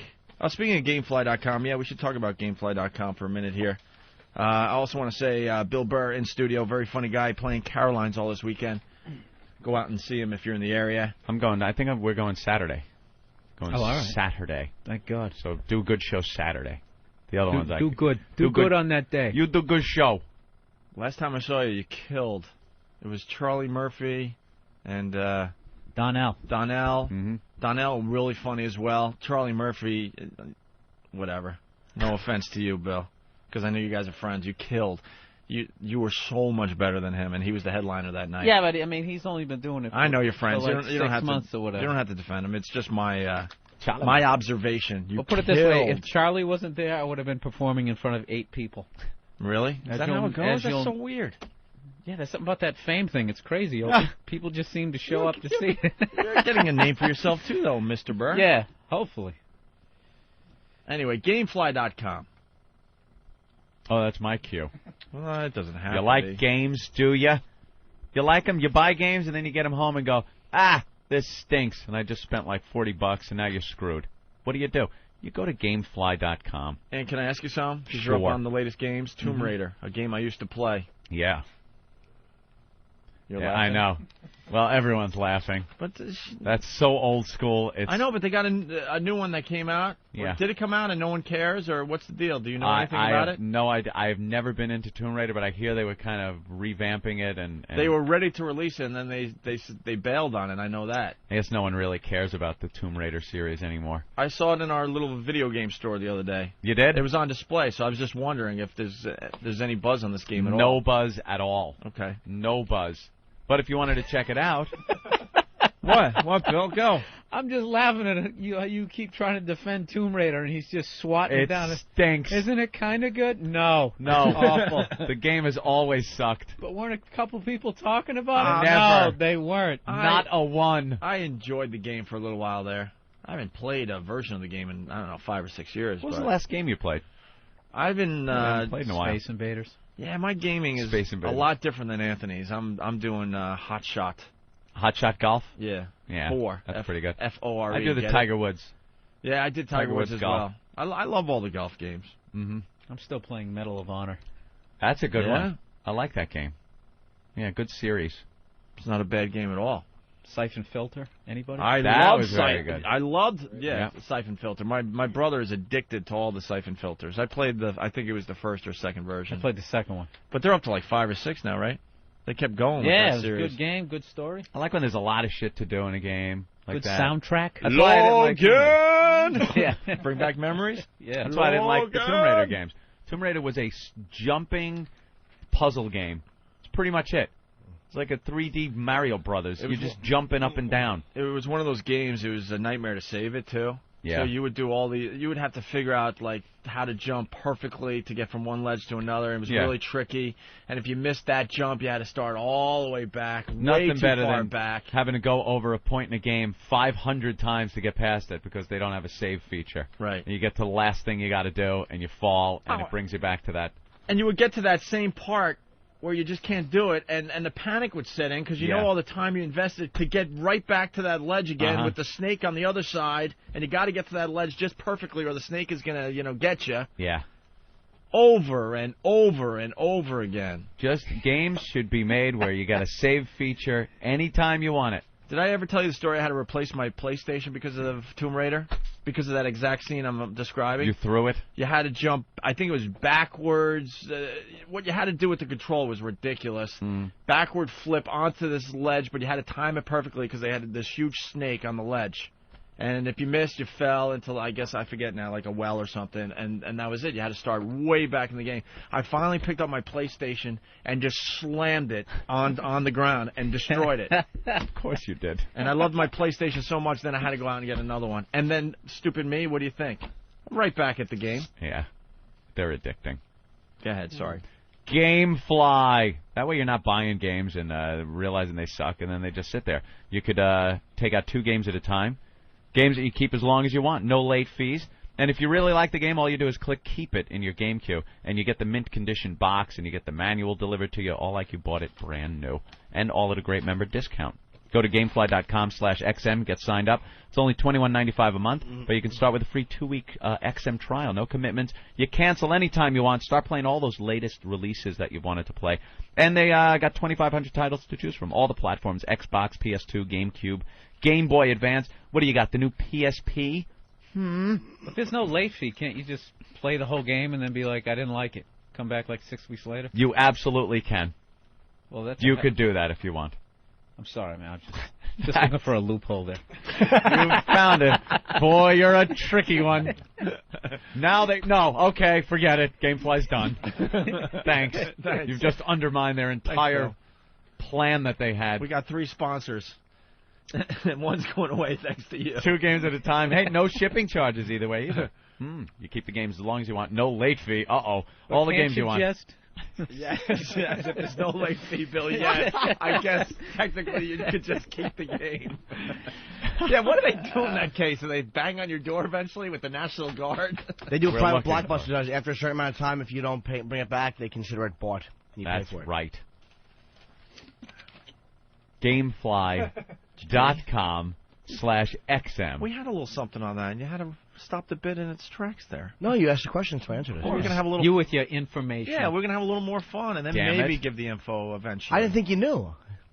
Yeah, we knew, but we were gonna have fun. And well, don't blame me because you're a good actor. How was I supposed to know? You look scared and confused. We were gonna GameFly.com. You know, I just figured that. You know what? We had a whole scenario where people were struggling to keep the game, and they were pulling to try to take it out of their hands. I felt momentum. It was building. Right? Yeah. You felt it, right, Bill? Yeah. I sensed something. I just didn't know what it was. You had to come in with the actual info, and now we all sit around going. That's not true though, because what happens is they actually can't do that now legally. They said.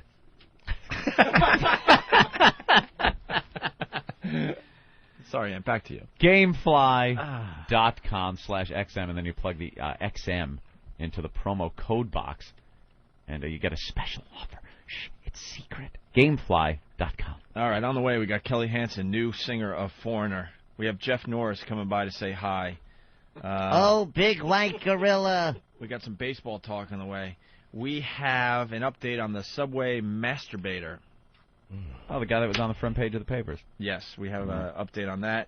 And we also have flubs from Bombs and Flubs, Anthony. Yeah. And we're going to attempt the sex offender game. Ooh. Get that one on the Gamefly? Sex offender game? No? It's kind of fun to... It is fun. We've been playing this in the office. This website is very interesting. I noticed Danny's very good at it.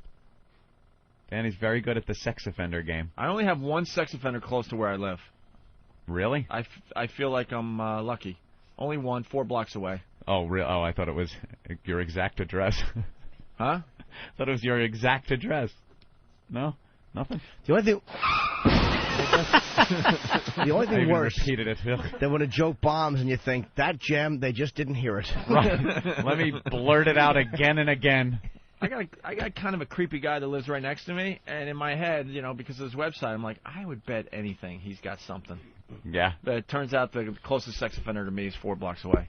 But some of these guys around here were putting in their addresses, and you should see how many freaking red dots pop up. You pop in your address, and it gives you a little MapQuest type map of your neighborhood with little red pins. And that's just people who get caught. Yeah, right. Forget about that had to register as a sex offender in your neighborhood, and they're all over the place. I don't know who it was. Someone threw their address up, and it looked like the screen looked like it had measles. There were so many, just a bunch of dots, so many red dots. Yeah, I looked at my neighborhood, Great Neck, got a few of them around there, and the game is popping on there. You look at the guy's picture and see his name, and then you try to figure out what sex offense he was jailed for. Want to play, Bill? Oh shit, yeah. Of course. All right, we'll do that next. A lot of fun.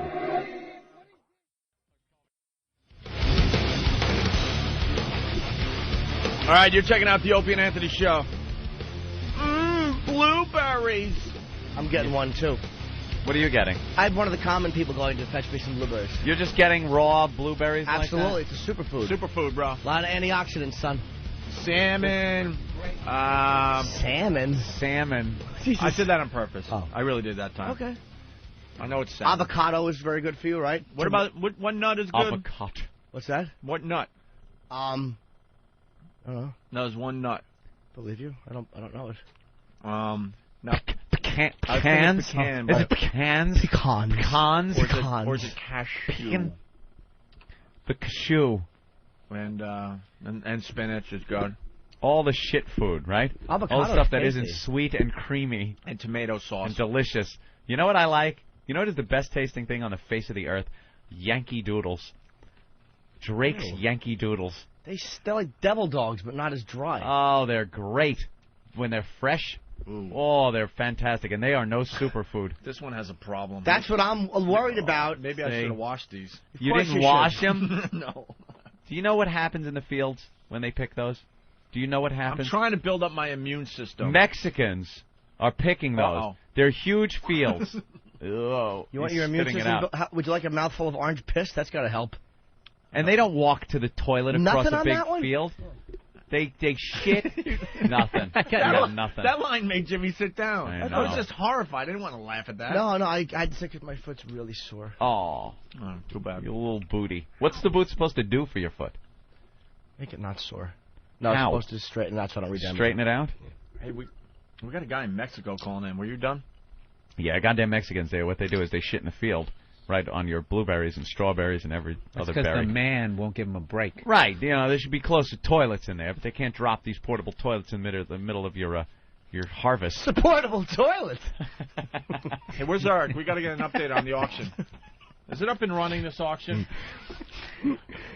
Yes, what are our goods being sold for? I know, the Mexican this one? shithead has been working on this auction for a month now, and we have 3 items for bid. Nothing. I want him fired. A month? We didn't even know about the disaster. We sent something. Oh.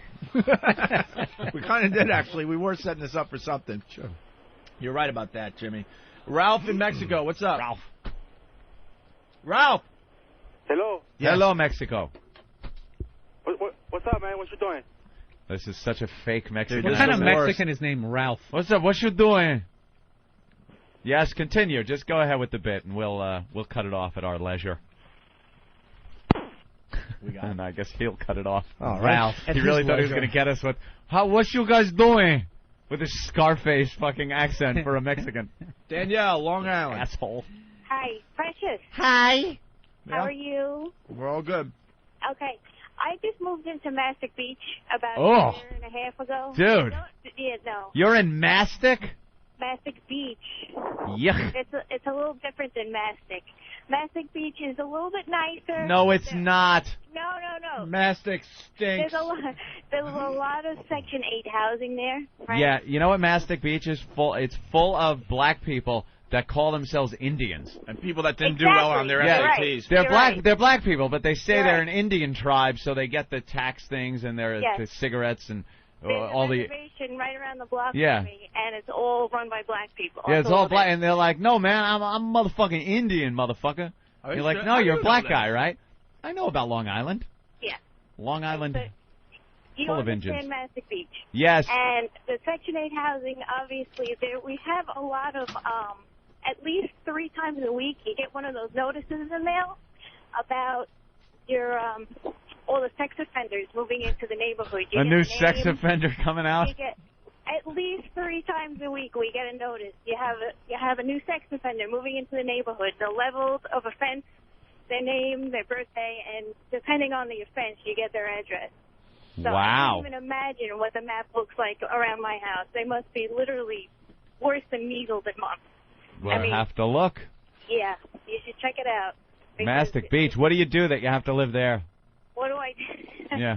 Well, I'm only 28, and it's the only way to live out on Long Island by yourself. Were you a stripper? No, I'm a veterinary technician, actually.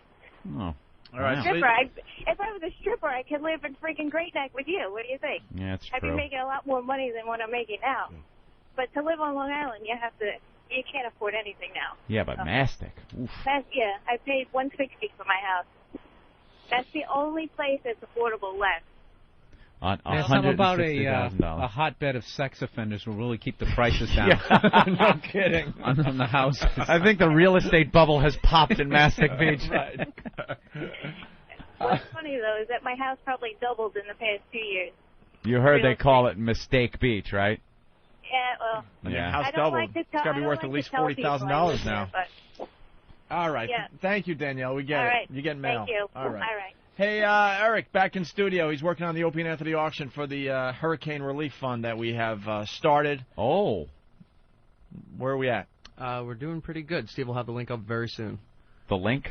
Didn't we say up that on Opie and Anthony? Didn't you say that an hour ago? Yeah, but it's taking a while. Can we look and see if any of these items are being bid on? Yeah. Are they? No, not yet, no. Can we see before 11? Yes. Well, the link, what's he have to do for the link? Because all you Yeah. got to do is put like a thing with pictures. Yeah, like an icon. Mm-hmm. Yeah, he'll have it You up. like paste an icon and then. Can't you go to like eBay right now If you want to. and look? Yeah. Have we said that it's on eBay? No. Not at all. Not at all. Oh, we didn't? No, because it's eBay and a non-profit organization called Mission Fish that is handling all this So for if you us. go to eBay, how do you find our auction? You can search for Opie and Anthony auction.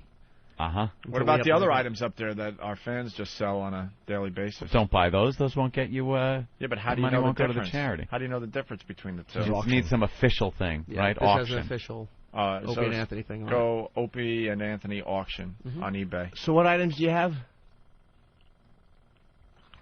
All right, thank you, Eric. That's great. Good stuff. Thanks. You guys want to play the sex offender game? I was hoping we'd get a riveting whole break out of that. What happened? Travis? Me and Danny were just looking for them on eBay, and it's going to be kind of hard for people to find them. Oh, no, that's always good. Because Eric didn't put a space between Opie and Anthony. So if you put in Opie-Anthony, none of the auction items will show up. But if you type in Opie Anthony as one word, then they'll show up. What if you put in, like a normal human being would type, Opie and Anthony? Nah, not going to show up. It won't come up if you type... Where's Eric? You can do a search right now on eBay. Where is he? Steve, you got anything on this? Hold on. Why would you not... Get Baby Hat in here. You're typing in something to search. Wouldn't you type it in as Opie, space, and space Anthony? I don't know what they're searching on, but as far as the actual name itself, yeah, it's one word. Opie and Anthony Auction is the member name. Sorry. So I guess we'll help people along when we get the link on opieandanthony.com. Right? Okay, I'm here now. Yeah, don't worry. There's going to be links to everything. Eric's just adding these things in, and the way you can tell is we've set it up so that there's going to be a little yellow ribbon next to the icon that designates that everything's being donated to charity. So you'll be able to tell. A yellow ribbon. Yes. Oh, for fuck's sake! Yeah. Nice close-up shot of Steve's junk. Yeah. Jimmy just took a photo of it. No, it won't show. So weird. We were doing that bit before Jimmy came in Yeah, and joined our show. Exactly. So I guess Jimmy's right. He didn't bring the gay into the show. Not taking pictures of other guys' cocks. Only I remember a whole montage we had back in the old days and at AF. We made a collage and put it on the wall. God, I was mistaken. All right. Let's play the sex offender game. I don't know how we're going to play this, actually, but we're going to try. Oh, my God. Oh, this is the number. Okay, I see. What? I see what's going on. Do I get one? Yeah, you get one. Well, Travis. Oh. Thank you. Oh, you nailed them. I'm the only one with the answers. Oh, really? I'm the only one with the fair. answers. One of the guys should have the answers. No, I'm going to be like the guy. I'm going to set it you up. should guess, too. Yeah, why don't you guess? I'm going to set it up. I don't know this shit. All right. All right. Anthony, you could explain the sex offender game. And then, yes. And then I'll do the setup here. Travis found a website. Wasn't it Travis? Travis found a website. He was taking quite a risk going online to get a virus. And found a website where you put in your zip code or your address or whatever, and it pops up a map with a bunch of little virtual pins on it that locate sex offenders in your neighborhood. In a really bizarre way, it's a fun thing to do. Isn't it? It's kind of fun. You kind of click and find out what kind of creeps are living around you. And along with the information about where they live is what they did and what type of person they did it with, age, sex, and what they did to that person. A sex offender can be anything from flashing somebody all the way to molesting? Right. Child molestation. It runs the gamut. Everything. Okay. If you were that guy that they took a picture of in the subway showing your cock to the girls, yeah, you'll eventually end up on the sex offender list. All depends on how you do it. Mm-hmm. So we got some of these guys in front of us. Yeah. We're not going to give out their real personal info, right? Just their first name. I'm not even going to do that. Why? Hugh? You got the first name? Nah. We got the description. That's good enough. This guy is Hugh. I'm saying his first name. Yeah, I think that contributes. Hugh. You sure? We'll be all right with that? Could probably give out his full name, but I wouldn't do that. How about the top 4 sexual predator first names? Hugh. See if there's a link or anything. All right, here we go. The first guy in the sex offender game. Can't believe I didn't get a car crash on that. He is Hugh. His name is Hugh. He is white, 6 feet tall, 270 pounds. Black hair, brown eyes. He was born in 1950. Right. How old does that make him? 55. 55 years old, and he's on the list. Where is he from? What town? Oh, he's from Brooklyn. Hugh from Brooklyn, white, 6 foot, 270 pounds. This guy, I would say, 15-year-old girl. Sodomy. Jesus. Could it be wishful thinking? Yes, it could. I say big fat guy like that. I say he manhandled a youngster. Sex? Boy or girl? Sex and age of the victim. I guess that's what we're going for, and the actual crime. I say the victim was approximately 8 years old, and I say that it was he touched a minor. Yeah. Boy or girl? Oh, little girl. 8-year-old girl, you're saying? Yeah, he did something to her that you probably shouldn't. Are we doing Price is Right rules? If you go over, you're out? Damn, well, the closest. I say 15 then. I say closest. I say closest, not Price is Right. Yeah. It's hard to say because it's so tempting either way. You definitely got to get whether it was a male or female. Yeah. And if you do get, let's say it was a male, then closest to the age, that person will get the credit on the right guess, okay? Billy? I'm going with... I'll also say a minor. I'll say 4-year-old boy. Jesus. And I'm also going to say he was related. Oh. Maybe like an uncle. Okay. Wow. Put some jam on his cock. Made it a little game or something. All right. Hugh. It's called Kiss the Jam or Get Hit. Hugh from Brooklyn. Yeah. The 6-foot, 270-pound white guy. The victim was a male. I'm out. So. All right. He looks like Gacy, so I should you guys said he really boys. Does. Wait, you said boy, right? Yeah. No, I said girl. Oh, you did? I thought Jimmy said boy. No. I said girl. Oh, Billy gets it by default. All right, well, what's the I'm going to details? tell you, male, 15 years old. Then again, Anthony had the age. Yeah. Yeah, but it's got to be the. You think the sex? Sex is more important than the age. It's like a straight. What beats a flush? I think the age is more important than the sex. No, they're all sex offenders. It's harder to get the age than the sex. Sex is 50-50. A 16-year-old boy is a lot nothing compared to a 9-year-old girl. I mean, the age is more important than the sex. Yeah. Sex is 50-50 shot. Age is pretty difficult to hit on the head. Sure. I nailed it. But I like when we think these games out before we go on the air with them. We think out what the criteria for victory is. Yeah, you should have a point system here. We should actually have... a point system. All right, point system. That's it. If you get the age... That's got to be worth more than the sex, like you said, 50-50. Okay. No, you got to hit the age right on the head, I think. And then anything else is 0. Or we're going to be adding up points here, and it's going to get very confusing. I got the species. That should be worth 70. I think age should be, if you hit it on the head, should be 5 points. Really? Yeah. Oh, because you hit the age on the first one? No, because sex should be... Three for the point. race and 1 for the sex. How's that? How about sex is 1 point? I might not tell you the race. Sex is 1 point. All right. Age? 3 points. You want 3? Yeah. Okay. All right, 3 points for age. And then 1 point for sex. Right. I was hoping you get a bonus and a little bell would go off. Yeah. It's got to be more points for the action, too. And then, did they say what type of sex crime it was? Oh, yeah. Ooh. I said sodomy. Yeah, but how much if you get the crime right? If you get the crime correct, that's got to be... More. Kevin's got his hand 5 for points. 2, but yeah, it's got to be more. 5, yeah. That's 5? That's a guess. 5. All right. Wow, this is very complicated now. Okay. Yep. See, we've all of a sudden made it complicated. All right. All right. What was the sex? All right. The sex was it was a male, 15 years old. Mm-hmm. So Anthony and Billy split points. Anthony gets 5. Billy gets 2. No, I get 3. All right. Billy gets 1. Billy gets 1 for guessing the sex. This sucks. And I get underwear full of clear stuff. Anthony gets 3 points for guessing the age. Yes. 15-year-old victim. And the crime was sodomy in the 3rd degree. I got sodomy. You got sodomy. Look at bingo. I got sodomy. Very good. Anthony, way out in front.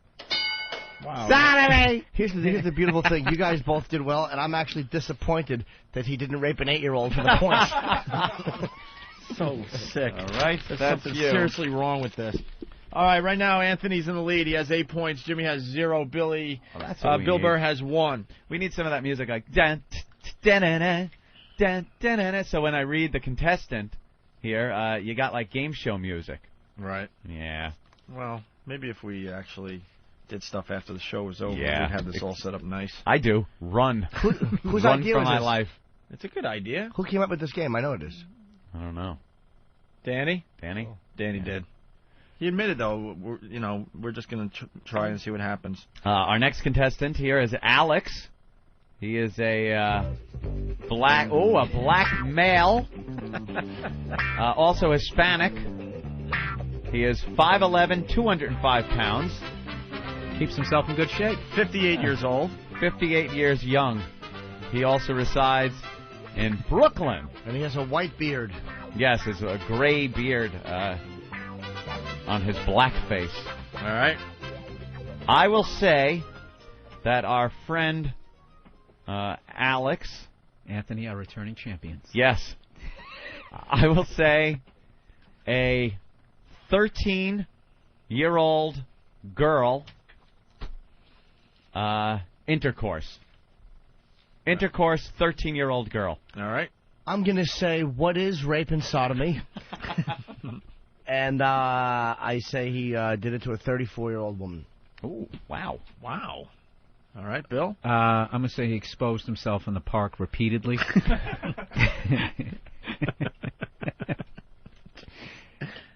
To any, I don't know, he's in Brooklyn. Yeah. I'm going to go with, actually white girls. I'm going to go with white girls in the park, exposing himself. Well, what's the age? Oh, I would say like NYU kind of students, 18 to 22. 18? Stayed away from the graduate students. All right. Cool. You guys ready? That's white NYU students. If they're Hispanic, they're 40 to 45. This is what this fine gentleman did. All right. He had 3 victims. 3 victims? Now, how does this work? I have no idea. We're going to have to get points for all of them? We didn't know that, though. We thought it was all like a one-victim thing. We didn't know. So maybe I should do that? All right, for the next one, I'll do that. Oh, for the next one. All right. All right. We're trying to figure this out as we go. 3 victims, all male. Oh, I'm out. Me too. We're all out with that. I might be able to pick up some points on the age. So no one got the sex right? No one got the sex right. We all thought it was a chick. All right. The ages 13, 17, and 23. Jesus Christ. I said 13. I hit it right on the goddamn head. Billy's giving himself a fucking spread. College-age girls. Great.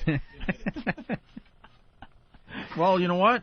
He loses, though. He said 18 to 22. There was a 13, a 17, and a 23. Oh, man. Did you I should almost get like -1. You screwed up. I get 3 points for the 13-year-old. All right. 3 for Anthony. What did Jimmy say? I said that he 37. raped and sodomized a 34-year-old woman, because we're all assuming kids. The crime was sodomy. Sodomy. I said intercourse. How old were the kids? I'm sorry, how old were the people? 13, 17, 23. When in doubt, go with sodomy. Sodomy. So Jimmy got sodomy, right? So that's You 5. said sodomy? I said rape and sodomy. All right. Good enough. That's 5 good. points for Jimmy. Ooh. 5 points for Jimmy. 5 points? Wait, on each one? That's 15 rough. points. No. No. I don't like the idea that there's 3. I say we should stick with the first one on the list. No, all of them. I'll tell you what You never know who's more deserving. For now on, I'll tell you how many victims there were, and it could be a... Guess accordingly? A potpourri of points. What? All right. All right, our next victim, Anthony. That would be Maurice. Our next offender, I should say, yes. Maurice. Ethnicity, not Hispanic. Yes, he's black. He's black. He wrote and sang Purple Rain. A non-Hispanic black. He's 5 foot 8 inches tall, 152 pounds. I got this one. And he also is from, I guess they just got guys from Brooklyn. This guy, again, from Brooklyn. Wow, looking at Maurice, I will have to say a man. Well, he's 41 years old, too. Did we say that? Male, then. Male. All right. I will say 15-year-old male in the study with a wrench. No? I get my games all confused all the time. Jimmy? 15-year-old male, sodomy. Raped a 12-year-old. What? Rape, 12-year-old. Girl. All right. Yeah. Billy? Bill? You know what? I don't think this guy has the height or the weight to take down an adult. Oh. So I'm going to go, I was going to say 13. I'm not trying to do that Price is Right thing where I bet $1 over your... I hate those scumbags. Yeah, to get the refrigerator. Did he rape a 12-year-old?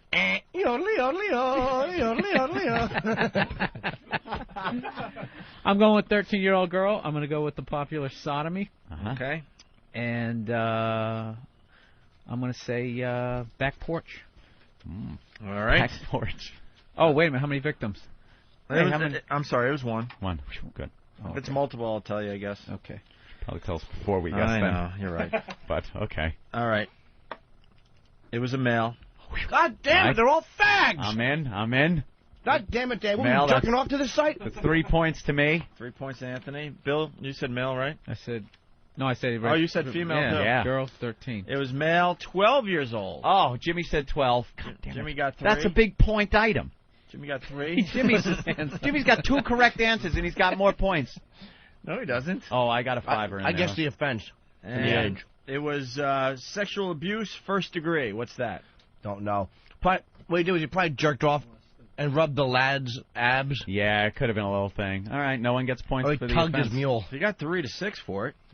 No one gets points for the offense, though. All right. Oh, look at this creep. Hold on. Yeah, the next one's a real creep. Anthony's in the lead with 14 points. Jimmy has 8, and Bill Burr, who's playing Caroline's all this weekend, has 1 point. That's right. Bring your youngster down, and Bill will act out these things on it. That's only in the late show, Saturday. All right, we have a 55-year-old gentleman from Brooklyn. Yes, we're introducing Annabelle. What? A-N-I-B-A-L? Annabelle? Mm-hmm. It's Annabelle. He was born in 1950. He's, of course, a male, 5'8", 140 pounds. He is a white, Hispanic male. And he, too, from Brooklyn. Judging by the look of this creep, it has to be a young boy. By the way, there's one victim. One victim. I would say that one victim is a 13-year-old boy. The crime, again, the favorite, sodomy. Okay. I say he raped and sodomized a 23-year-old woman. Ooh. Wow, okay. Bill? Bill? You know what? This is one of these guys. He took down a 65-year-old old woman. One of those oldie rapers. Just started off as like a home invasion to get a TV. And that was it. Yeah. Just grabbed a hairdryer. And what was the... to the head. What was the crime? Oh, yeah. He did it all. Sodomy, everything. Next thing you know, her teeth are punched out. There's a white nursing shoe askew. It's medicine all over the floor. Everyone nitroglycerin in his fucking underwear. My pills. Everyone guessed the offense? Yep. Okay. It was a female. Damn it. Jimmy? I had female. I said old Both woman. you guys had female, right? I said 23 years old. All right, so Jimmy gets 3 and Bill Burr gets 3. No, that's 1 point for sex. Yeah. Oh, yeah. Holy shit. All right, you're right. I'm sorry. Jesus. Calm down. Oh, yeah, okay. It was the age thing. Jesus, Anthony. It's very important. It's a game. All right, there's a female, 15 years old. All right. No one got that, right? No. Yeah, I underestimated him. He got 6 to 9 years for attempted rape, first degree. No sodomy. We all know don't get points for that. Darn. All right. I got raped, though. That wasn't... you got raped? Right? I say rape and sodomy. It was attempted. Oh, attempted? Oh, my God. God. Do it. This is... The next guy looks like... Weird Al. I was going to go with the werewolf in London guy. Younger with longer hair. Good thing you didn't. It would have bombed. All right, our next victim is Luis. He is 34 years old. A little younger than the rest of them. 34-year-old male. He's his race is other. Ethnicity Hispanic. 5'9", 210 pounds. Residing in Brooklyn, New York. He has 1 victim. 1 victim. Look at him here. I'm going to say a 17-year-old female rape. You're way off. Yeah? Way off. I know what he did. He spit into his hand and gave a manual release to a 6-year-old boy. Jesus, Jimmy. That's what he did. He didn't blow him because that'd be queer. He spit in his hand, and the mother knew something was wrong because she kept hearing the giggles of the lad. The confused giggles. Yeah, the giggles / fight tears. They asked the boy what happened. He said, I don't know. I just went to sleep and ate cotton candy. All right, this guy looks like he got picked on in high school. Never got laid. I'm saying he was making up for lost time. Revisited his high school years and raped a 15-year-old. Ooh. Female. All right. And, okay, that's rape. Very good. His sentence was 1 day to 4 years. All right, wait a minute. See, how about this? Oh, give us the sentence? Sentences first. All right, we'll do it for the next one. We'll go. All right. We'll figure it out as we go along. 1 day to 4 years? All right. The victim was a female. Shit! All right, I got a point. I got that. I get a point. And Bill gets a point, right? I thought the spit in the hand angle was very accurate. No. 11 years old. Ah, damn it. Sexual abuse, 1st degree. A little diddle. A little flash? A little diddling, maybe. Yeah, maybe he just cupped her bosoms. Yeah. Who knows? In the store, maybe you're in the store and you peeked in the changing room. You couldn't do that much if you got a day. Yeah, a day. He fucked a kid. Well, that may be 2 days. Jesus. All right, we'll give the sentence for the next victim. Yeah. Or the next offender, I should say. Gerald? Good old Gerald. Gerald was born in 1944. He is a black, non-Hispanic male, 5'6", 160 pounds, and he wears corrective lenses.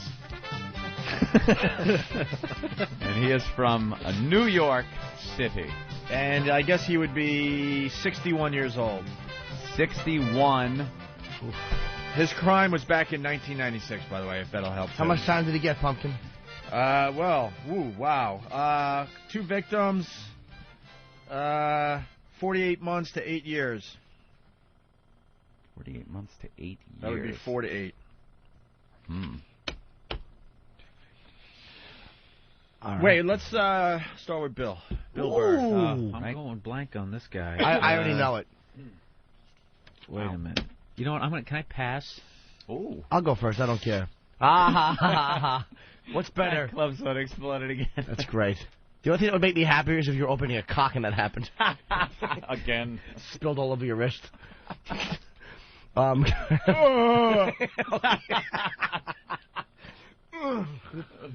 Bill, you going to pass? Oh, I thought it could come back around to me. Yeah. All right. Jimmy?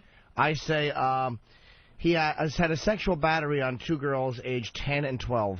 Wow. Okay. Wow, what are the odds he gets that right? Probably 50-50. Anthony? Okay. I will say,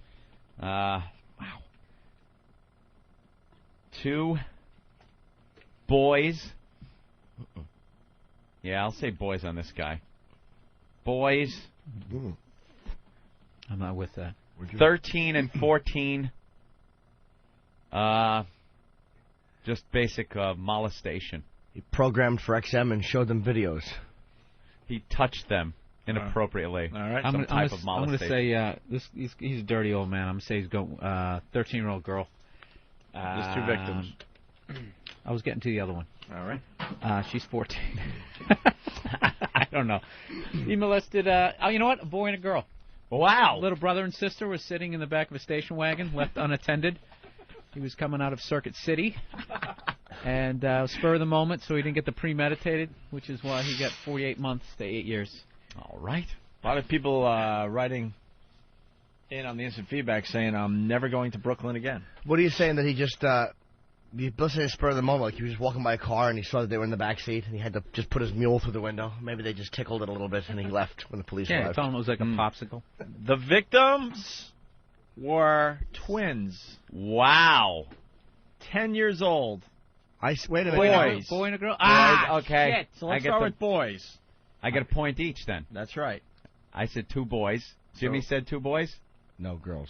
You said girls. All right. I said a boy and a girl. All right, but I said their one ages were point. 10 and 12, so I get half the points. Yeah, you get a point for one kid being 10. Yeah, who guessed twins? No, This you guy goes get for all the 3 gusto. for that. What? He gets all 3 for guessing the age of one of them. Of one of them, right. So he gets 3 points, Jimmy. 3 points. Anyone else get the age? No. All No, I only got I said one. 13 Yeah. and 14. It was sodomy, 1st degree, sexual abuse, 1st degree. Anything on that? I said molestation. Not sexual abuse, no. Damn it. Good Lord. All right. Stink. This is creepy. It really is. Want to do just one more? One more. The next guy is Keith Robinson. Let's look through them first. Let me see. I don't know. I might want to go with Warren. Yeah, let's get all these I think we want to go with Warren. What did Warren do? All right, we will go with Warren. Or maybe the last guy, Owen, with the ELO haircut. Wow. Oh, my God. I like Warren. He's got that you finally caught me look on his face. Warren is really bad. Warren is 70 years old. Can we please do ELO hair, too? Yeah? Yeah. We have to. All right, let's do He did a Warren. location check on his cock, and it was in a 9-year-old's hand. All right, let's start with Warren. He's 5'5", 70 years old. Yes. He's from Long Island. He's white. Not Central Islip. Wow, I used to live there. Central Islip, white, remember not Hispanic, 5'5", 116 pounds, gray hair, blue eyes. Corrective lenses. Yes. Of course. He is an old codger. He is really old. One victim. One victim. Won the Silver Star in World War II. Oof. I have to say, what's the sentence? 1 year. 1 year. In local jail. All right. Okay. I know what it is then. It's a girl. Let's say, I want to say 11. 11-year-old girl, and he did something inappropriate. No real touching, but he maybe exposed himself. What is that called? Hot. Is there some type of crime there? It's not molesting. It's exposure. It's I guess. Yeah. Sexual battery of some sort. Yeah. Yeah, something like that. Sexual horror. Being that he's 5'5" and 116, I'm going to say, and he's 70. I'm going to say. Hold on. All right. The conviction was in 2000. I'm going to say he brutally raped a 35-year-old black male. Boy, you're really going out on a limb. No, I'll say I'm going to say I kind of got to go with Ant here. I'm going to say he exposed himself to an 11-year-old girl. Okay. Is that the same stuff Anthony said? Jesus. Trying to steal my thunder. Just trying to stay out in front. Thunder. All right, I'm going to say this guy grew up a confused gay man, came of age in the 50s. It's unacceptable. Mm-hmm. None of these talk shows to make him feel okay. He finally gave into it. In 2000? Really? Yeah, he fought it for years, and he just said, what am I going to go my whole life without pulling out in front of an 8-year-old boy? I'm fucking doing it. That's what he did. I got this guy. 8-year-old boy. He pulled it out. He turned 65 and said, what the hell? Yeah, gray pubes pushing out of those Dickies pants. All right. The victim. We're ready, right? Yeah. The victim was a female. All right. I get a point. Me too. Nice. Point. Jimmy gets a point. Bill, no points. No points, Bill. I guess I'm just not good at 15 years old. Down. I should have Nobody, right? And it was rape 2nd degree. Wow. How do you get a year for that? Oh, you know what? Maybe that's statutory or something. I don't right, know. Right. I don't know. Maybe it was a prostitute or something. How do you let a 115-pound 70-year-old? That's what I'm saying. Maybe it was a technicality. Maybe he fucked underage. They call it rape. Could have been retarded. Good point. The final one? Yeah, we'll mention the site in a second here, guys. Don't worry about it. Where's the ELO guy? Everyone this wants guy's the site name. His name is Owen. Oh, that haircut is awful. There he is. I know what he did, though. This is it, right? What a creep. Yeah. All right. He raped his barber. Owen is 30 years old. Jim, you're really the Paul Lynde on this whole discussion. You always got a crazy line, and then but seriously, he raped an 8-year-old. I'm going to have to say I agree. The center square. He raped his barber. Oh, why don't you go down on your elevator shoes? I remember that line. All right, Owen, 30 years old from Uniondale. You have a scarf tied around your neck. Bad blazer. This guy's got a Charles Nelson Riley. Oh. This guy has a Caesar's haircut. He's he black. He's 5'6", light-skinned black. Possibly with a little Latino in him, as I look at the picture. 5'6", 174 pounds, black hair, and brown eyes. Good hair, bad haircut. Wow. One victim. How much time did he do? Probation sentence, 10 years. Probation? Oh, 10 years probation. That's right. So he didn't see any time. 10 years probation. Then I've got to go up. What I've learned from this is if they don't serve any time, the age has got to be 15 or higher, but lower than consenting age. I'll say 15-year-old girl.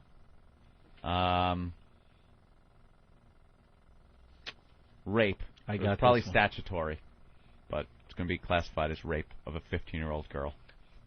I'm going to say the inappropriate touching of a 1-year-old. You are so fucked up, man. Inappropriate touching of a 1-year-old. Oh, he pulled off her diapers when they didn't need it. Ramon. Ramon, bring me repressed memories. I think. Well, did you girl? Okay. A goyle. I say a 16-year-old girl he had inappropriate contact with, or exposed himself. Okay. How old? 16. 16. Exposed himself. Okay. Show that unclipped cock. All right.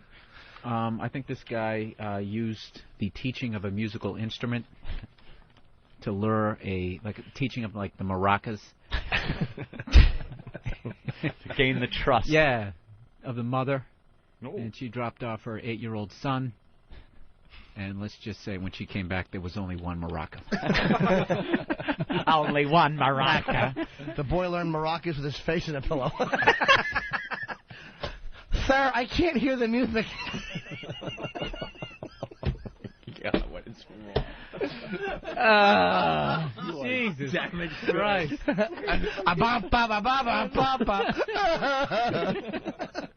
Little feet kicking, trying to keep time with the beat. Holy crap. Oh, Jim, we found your niche. Riffing on sex offenders.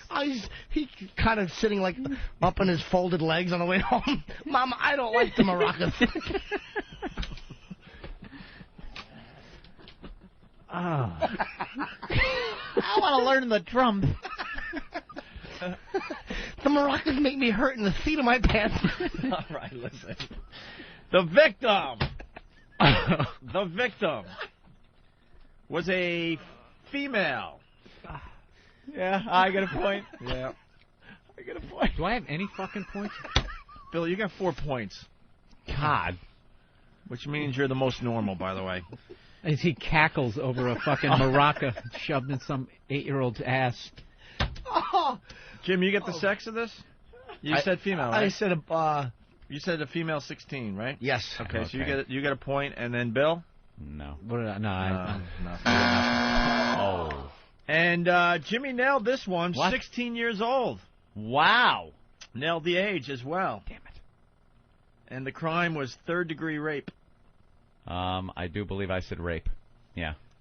So I get the crime. The crime's 5 points. Write a 5 down. You had a 5. Write it down. Did he say it? I did. I said it's probably statutory. I wish I knew yeah. You're right. Okay. Oh, yeah. All right, that's that. All right. Tabulate. We all need showers after this game, but wonderful. You know what it is, Jim? It's the detail. Sitting on folded, what did you say, legs? Oh. Bill? Propped up on his little knees. Bill Burr? Keeping the violated area elevated. Oh, that's just so bad. Bill Burr playing Carolines all this weekend. Yes. Got 4 points in the sex offender game. Little red. Congratulations to you, Bill. Yeah. Bill is the true winner. Wow. You know what? It's really close between Jimmy and Ant. Let me do some adding here. I should have said this little fatty here smothered an 8-year-old with his ass. Yeah, there are some real creeps on that website. Jimmy got 17 points. 17 for Jimmy. And Anthony? Anthony won with 22. I get. Oh, you have it figured out already? No, I'm just guessing. Come on, tabulate. Congratulations to Professor Anthony. He has won the sex offender game with 24 points. Yes. Nice. I am the best.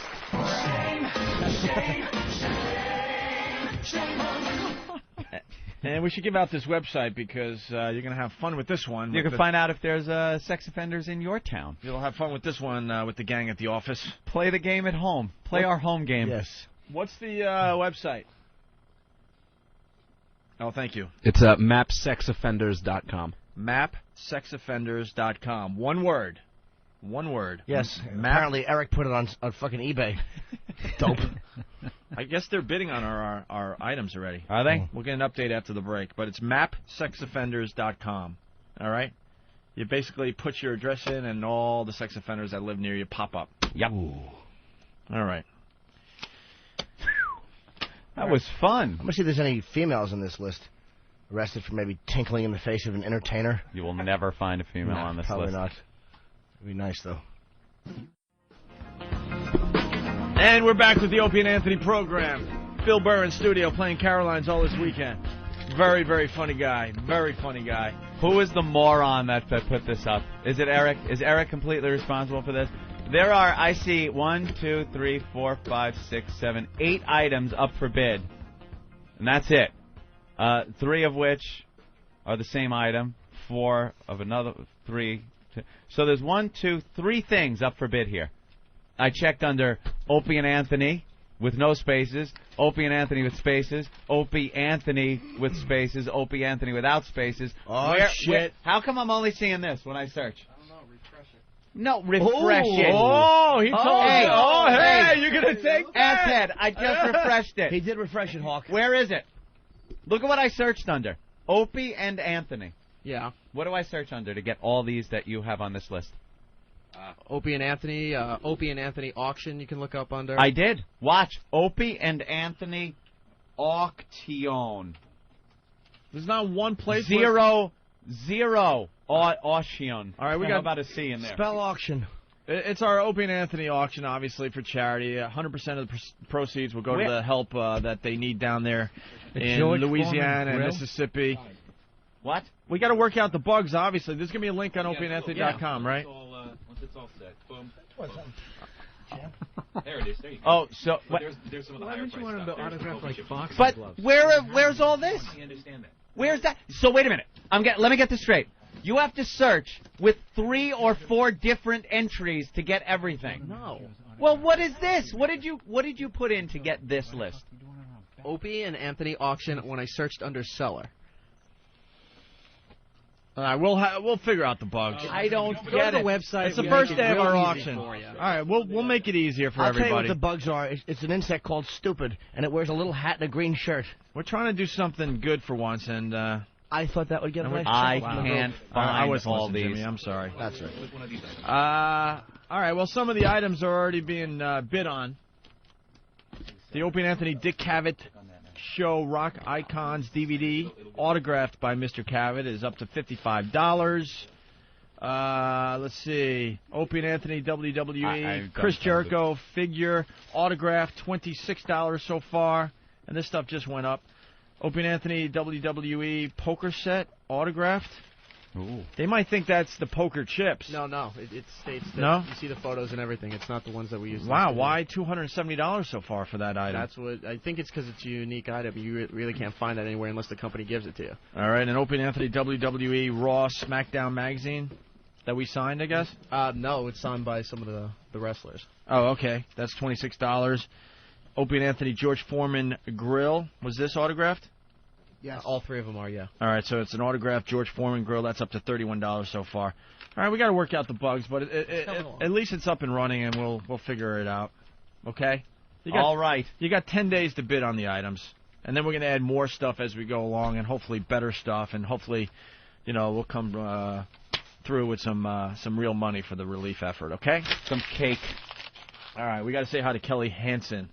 The links will be up on opieandanthony.com and foundyourmusic.com. Kelly, what's going on? Hey, what are you doing? How are you, buddy? I'm brushing my teeth. You're brushing your teeth. Why? Yeah. Well, sometimes stuff gets on there. Where are you calling from? I'm in Atlantic City. Oh, okay. You are the new lead singer of Foreigner. Yes, I am. That's really... Now, that is probably a hard thing to do. I would think very hard to replace the singer. Well, I try to look at it this way. Listen, it's, I do the best I can do. I put my own thing on it, and I'm not trying to be anybody else because that would be way too difficult to do. To try to be somebody else. Yeah, you're singing all the old favorites. Absolutely. Yeah, and you got to have pretty good range for that, right? Yeah, it's absolutely challenging stuff. Yeah, absolutely. Actually, we got some samples of you singing for Foreigner, and I got samples. You got samples? Yeah, and I got to be honest with you, you sound great. Thank you. But here's the problem, sir. There's a problem, Opie. Well, wait a minute. Let's solve the problem. And maybe you could help me through this and explain. When I go see some of the bands that I grew up with, and they don't have the original lead singer, I kind of have a problem with that. Right. So explain why we should go see the new Foreigner with Kelly Hansen. Well, I mean, you sound just like Lou Gramm. I'll give it to you. First of all, I'm really sorry you got problems. Well, I have more than that. If that's your I have many problems. If that's your biggest problem, that's not too bad. But there's a bunch of bands like you got Journey without Steve Perry. It's a little strange to me. That's all. Well, you know what?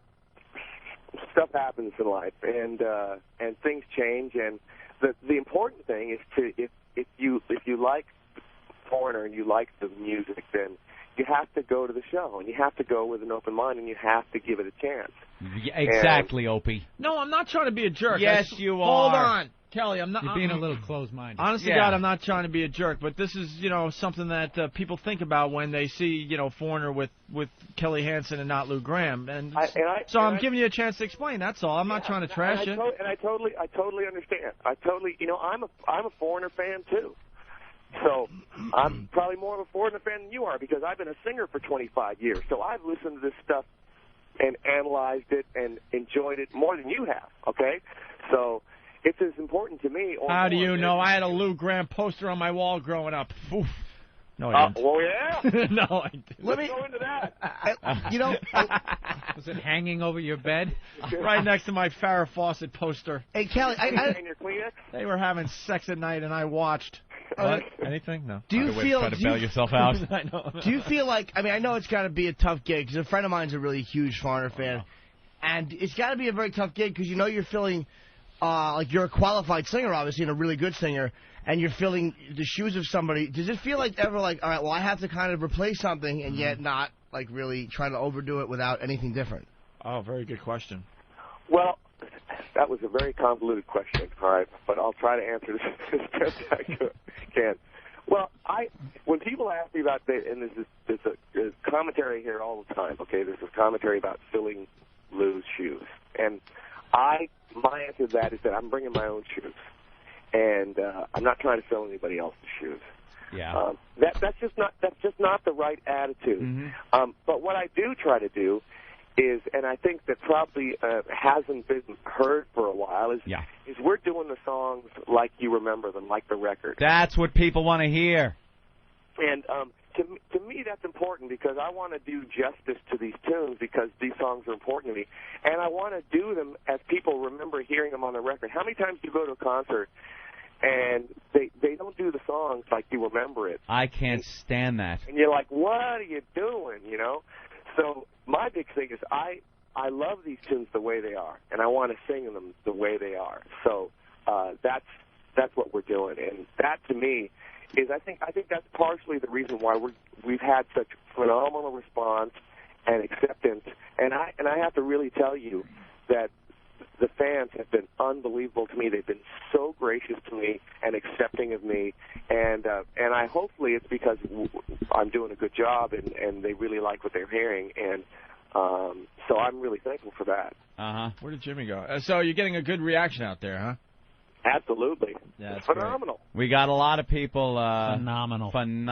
We got a lot of callers that are very excited. They want to go and see you guys, I guess. All right. Let's say hi to Steve in Yellowstone. Steve in Yellowstone. Hey, Steve.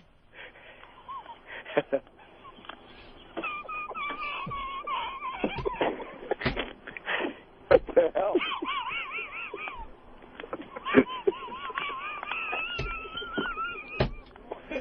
He's very excited. Steve, go ahead. Steve, go ahead. Steve. Hello. I'm I didn't think I was going to get through. I'm sorry. I'm a little bit nervous. All right, Just go ahead, loosen Steve. loosen your pants a little bit. Yeah, It'll be calm all right. down, Steve from Yellowstone. Let's I'm go. sorry. I just feel I'm a little bit embarrassed. I'm actually, my people in my office are kind of laughing at me because I'm calling a radio show to talk to somebody. Yeah, you're a big Foreigner fan? Yes, I grew up listening to Foreigner. I did grow up listening to a Foreigner, and you like Lou Gramm. Have you heard Kelly? Yes. He sounds just like Ramon. Kelly is a girl.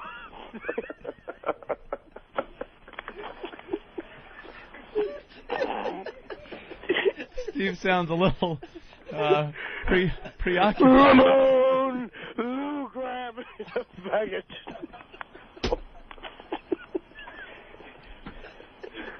All right. Somebody didn't take their medication this morning. Yeah, that's what it sounds like. Yeah. Wow. Ramon! This guy sucks dicks. All right, Steve. Steve. I think we've had it with you. Kelly, I'm sorry. Sometimes we get callers that get through, and they just want to be silly. We'll beep that out. We'll beep that out. Ramon! You know that is your crowd, though. Yeah, unfortunately, that is a few of them. A few bad apples, as we like to call them. Wow. They'll file a whole bunch. Hey, you get the hot ladies there?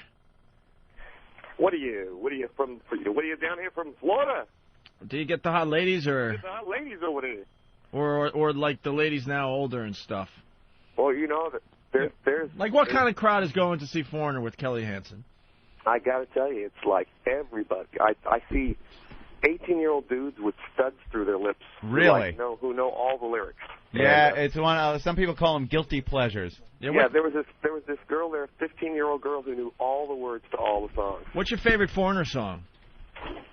Well, I don't really have a favorite. You know, it changes night to night because depending on the show. Yeah, I liked Jukebox Hero. Oh, well, Jukebox Hero is absolutely great. I liked Centerfold. No, it was that other guy. All right, let's say hi to Ben in Boston. That wasn't him? Ben in Boston, you're on with Kelly Hansen, the new lead singer of Foreigner. Hey, dude. What's up, Yeah. Dude, what are you guys playing in Boston? When we playing. Wants to know when you're playing in Boston, Kelly. Well, we're not. I met Lou Gramm one time. Dude, I met Lou Gramm one time. He was doing coke with Tom Brady. He was doing what? He was doing blow with Tom Brady. Tom Brady from the Patriots, I guess. Yeah, we don't know if Lou Gramm did blow with Tom Brady. That's just Ben's opinion. Caller seems very ill-informed. Yeah, exactly. Ben from Boston. Ben, you still there? Yeah. All right. Do you have a real question for Kelly? Yeah, no, we don't have no one today. Lou Gramm, Sounds like he's spinning around on a wheel. He probably is. All right, thank you, Ben from Boston. Another. Well, Kelly, how do people find out where you guys are going to be performing? Well, they can go to foreigneronline.com, and they can go to the tour dates page. Okay. Or you can call me at my home directly. Really? Yeah, I'm not giving you the number, but if you found it, you could call me there directly. You know, we got some samples of you singing with Yeah, I want to hear some of this because you'll be amazed. We listened to it a while ago, and you do a really good job. Oh, thanks. Let's pop a little in. Yeah, which one you want us to play? Cold as Ice Feels Like the First Time, Jukebox Hero, Long, Long Way from Home, Urgent, Waiting for a Girl. What, are you asking me? Yeah. I want to hear Feels Like the First Time. How about Rosanna? Was that? That's another band. That was Toto. A little taste of Foreigner with Kelly Hansen.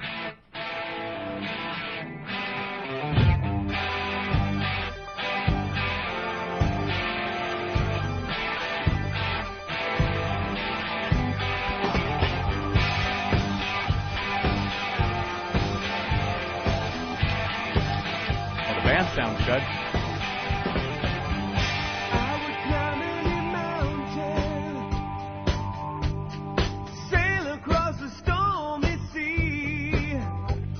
If that's what it takes me, baby, to show how much you mean to me. And I guess it's just the woman in you that brings out the man in me. I know I can't help myself. You're all in the world to me. It feels like the first time. It feels like the very first time. It feels like the first time. It feels like the very first time. Wow, Kelly, come on. That's pretty good, dude. That's amazing. Thank you. That's Very nice. No, that's really, you're right on. Because I got to tell you, Queen's trying to do the same thing without Freddie Mercury. And who they got? The dude from Bad Company. Paul Rogers. Paul Rogers. And it's just a disaster, I got to be honest with you. It's a disaster. We had samples of that as well, and we weren't digging that at all. I haven't heard anything. I mean, I haven't heard it myself, so I It don't sounds know. like Bad Company doing Queen songs. What? It He sounds must like have Bad killed- Company doing Queen songs. He must have killed him like karaoke. To me. Huh? Yeah, right? So, I don't know. I'm going to sing a foreigner song. Yeah, do you ever go into a karaoke bar and tell them to put on a foreigner thing and just freak everybody out? That's the only way I get free drinks. Yeah, I bet. All right, we got one more question because we're running out of show here. It's Eric from Breathtown. Let's say hi to Eric. Eric, what's up? Hello? Eric. Hi, can I speak to Kelly, please? Kelly's on the line. Hey, man, how you doing? Good. Cool. How is the touring with the band and stuff? What's that? How is the touring with the band? Because you sound exactly like Lou, man. It's great. We're having a great time. The crazy thing is that this summer we're not even on a bus. We're like flying everywhere because we just started in March. So it's like I have seen more airports than you can believe. We're having a great time with the band, hanging out. All right. It's just really great. I know Do you like how eloquently I answered that question? Yeah, wow, that was pretty good. No, it's Lou Graham has AIDS. Oh, jeez. What is wrong with him? Did the screener didn't pick up that this was Steve again? I'd rather listen to Gary Glitter's computer collection. Ramon, I've heard better sounds coming out of Adam Walsh's hat. Look, Steve, you've had your fun. There, you're a star for the day, Steve. Ramon, this guest sucks. Are you happy, Steve? You got on again. Ramon, bring me a cover band. All right. Jesus. All right, we get it. I'll have two with whatever he's having. Yeah. All right, thank you. Well, Kelly, you sound great. And where are you guys playing? Atlantic City? Yeah, we're playing at the House of Blues in Atlantic City. Nice. Okay. Playing there tonight, actually. I mean, you sound just like, wow, Lou. It really is amazing. Continued success for you guys. Well, thank you very much, and I appreciate you guys taking the time. So no problem, man. All right. I mean, you woke me up, but what am I going to do? No, you did great. Go play some cards. Jimmy, where were you? We've been on What's the phone. No, one of our guys just came back in the studio. Downstairs. Should I play roulette or should I play blackjack? 3-card poker. 3-card is where it's at. You don't have Really? to. Yeah, you don't have to do anything. You just kind of watch the cards. It's nice. Oh well, that's mine. No real strategy. Jimmy, you got something for Kelly Hansen before we let him go? No, I heard that that you're really good, man. So good luck to you. I heard that's actually really. I was downstairs with a security guy. One of the guys wants to come up and watch the show, and I'm like, I don't know. All right. All right. Can you help him out? Yeah. But it was just like they have to get clearance. They have to get somebody from up here to go down there. All right. They got to get clearance to come up to see you? Absolutely, yeah. We have security. Hey, we're running here. out of show. The computer's going to knock us off the air. Kelly Hansen, thank you. Continued success. We got to say thanks to Bill Burr for stopping by. Caroline's all this weekend. Yeah, come on down. We're taking a day off. We'll see you guys sometime next week. Kelly, thank you. All right, thanks, man. This concludes our podcast day. The Opie and Anthony Show. Oh, God. That's wonderful. That was a lot of fun. Yeah, right. Pack it up. I've had it. Oh, I think you said hack it up. I'm like, well, we did. I can't believe we get paid for this shit, to be honest with you. Anyone else have a money clip I could borrow? This one's full. Yeah. Maybe you should just have those ones. You don't have extra money clips laying around yet? With your big wad of cash, Yeah. use a gap and a spark plug, doll.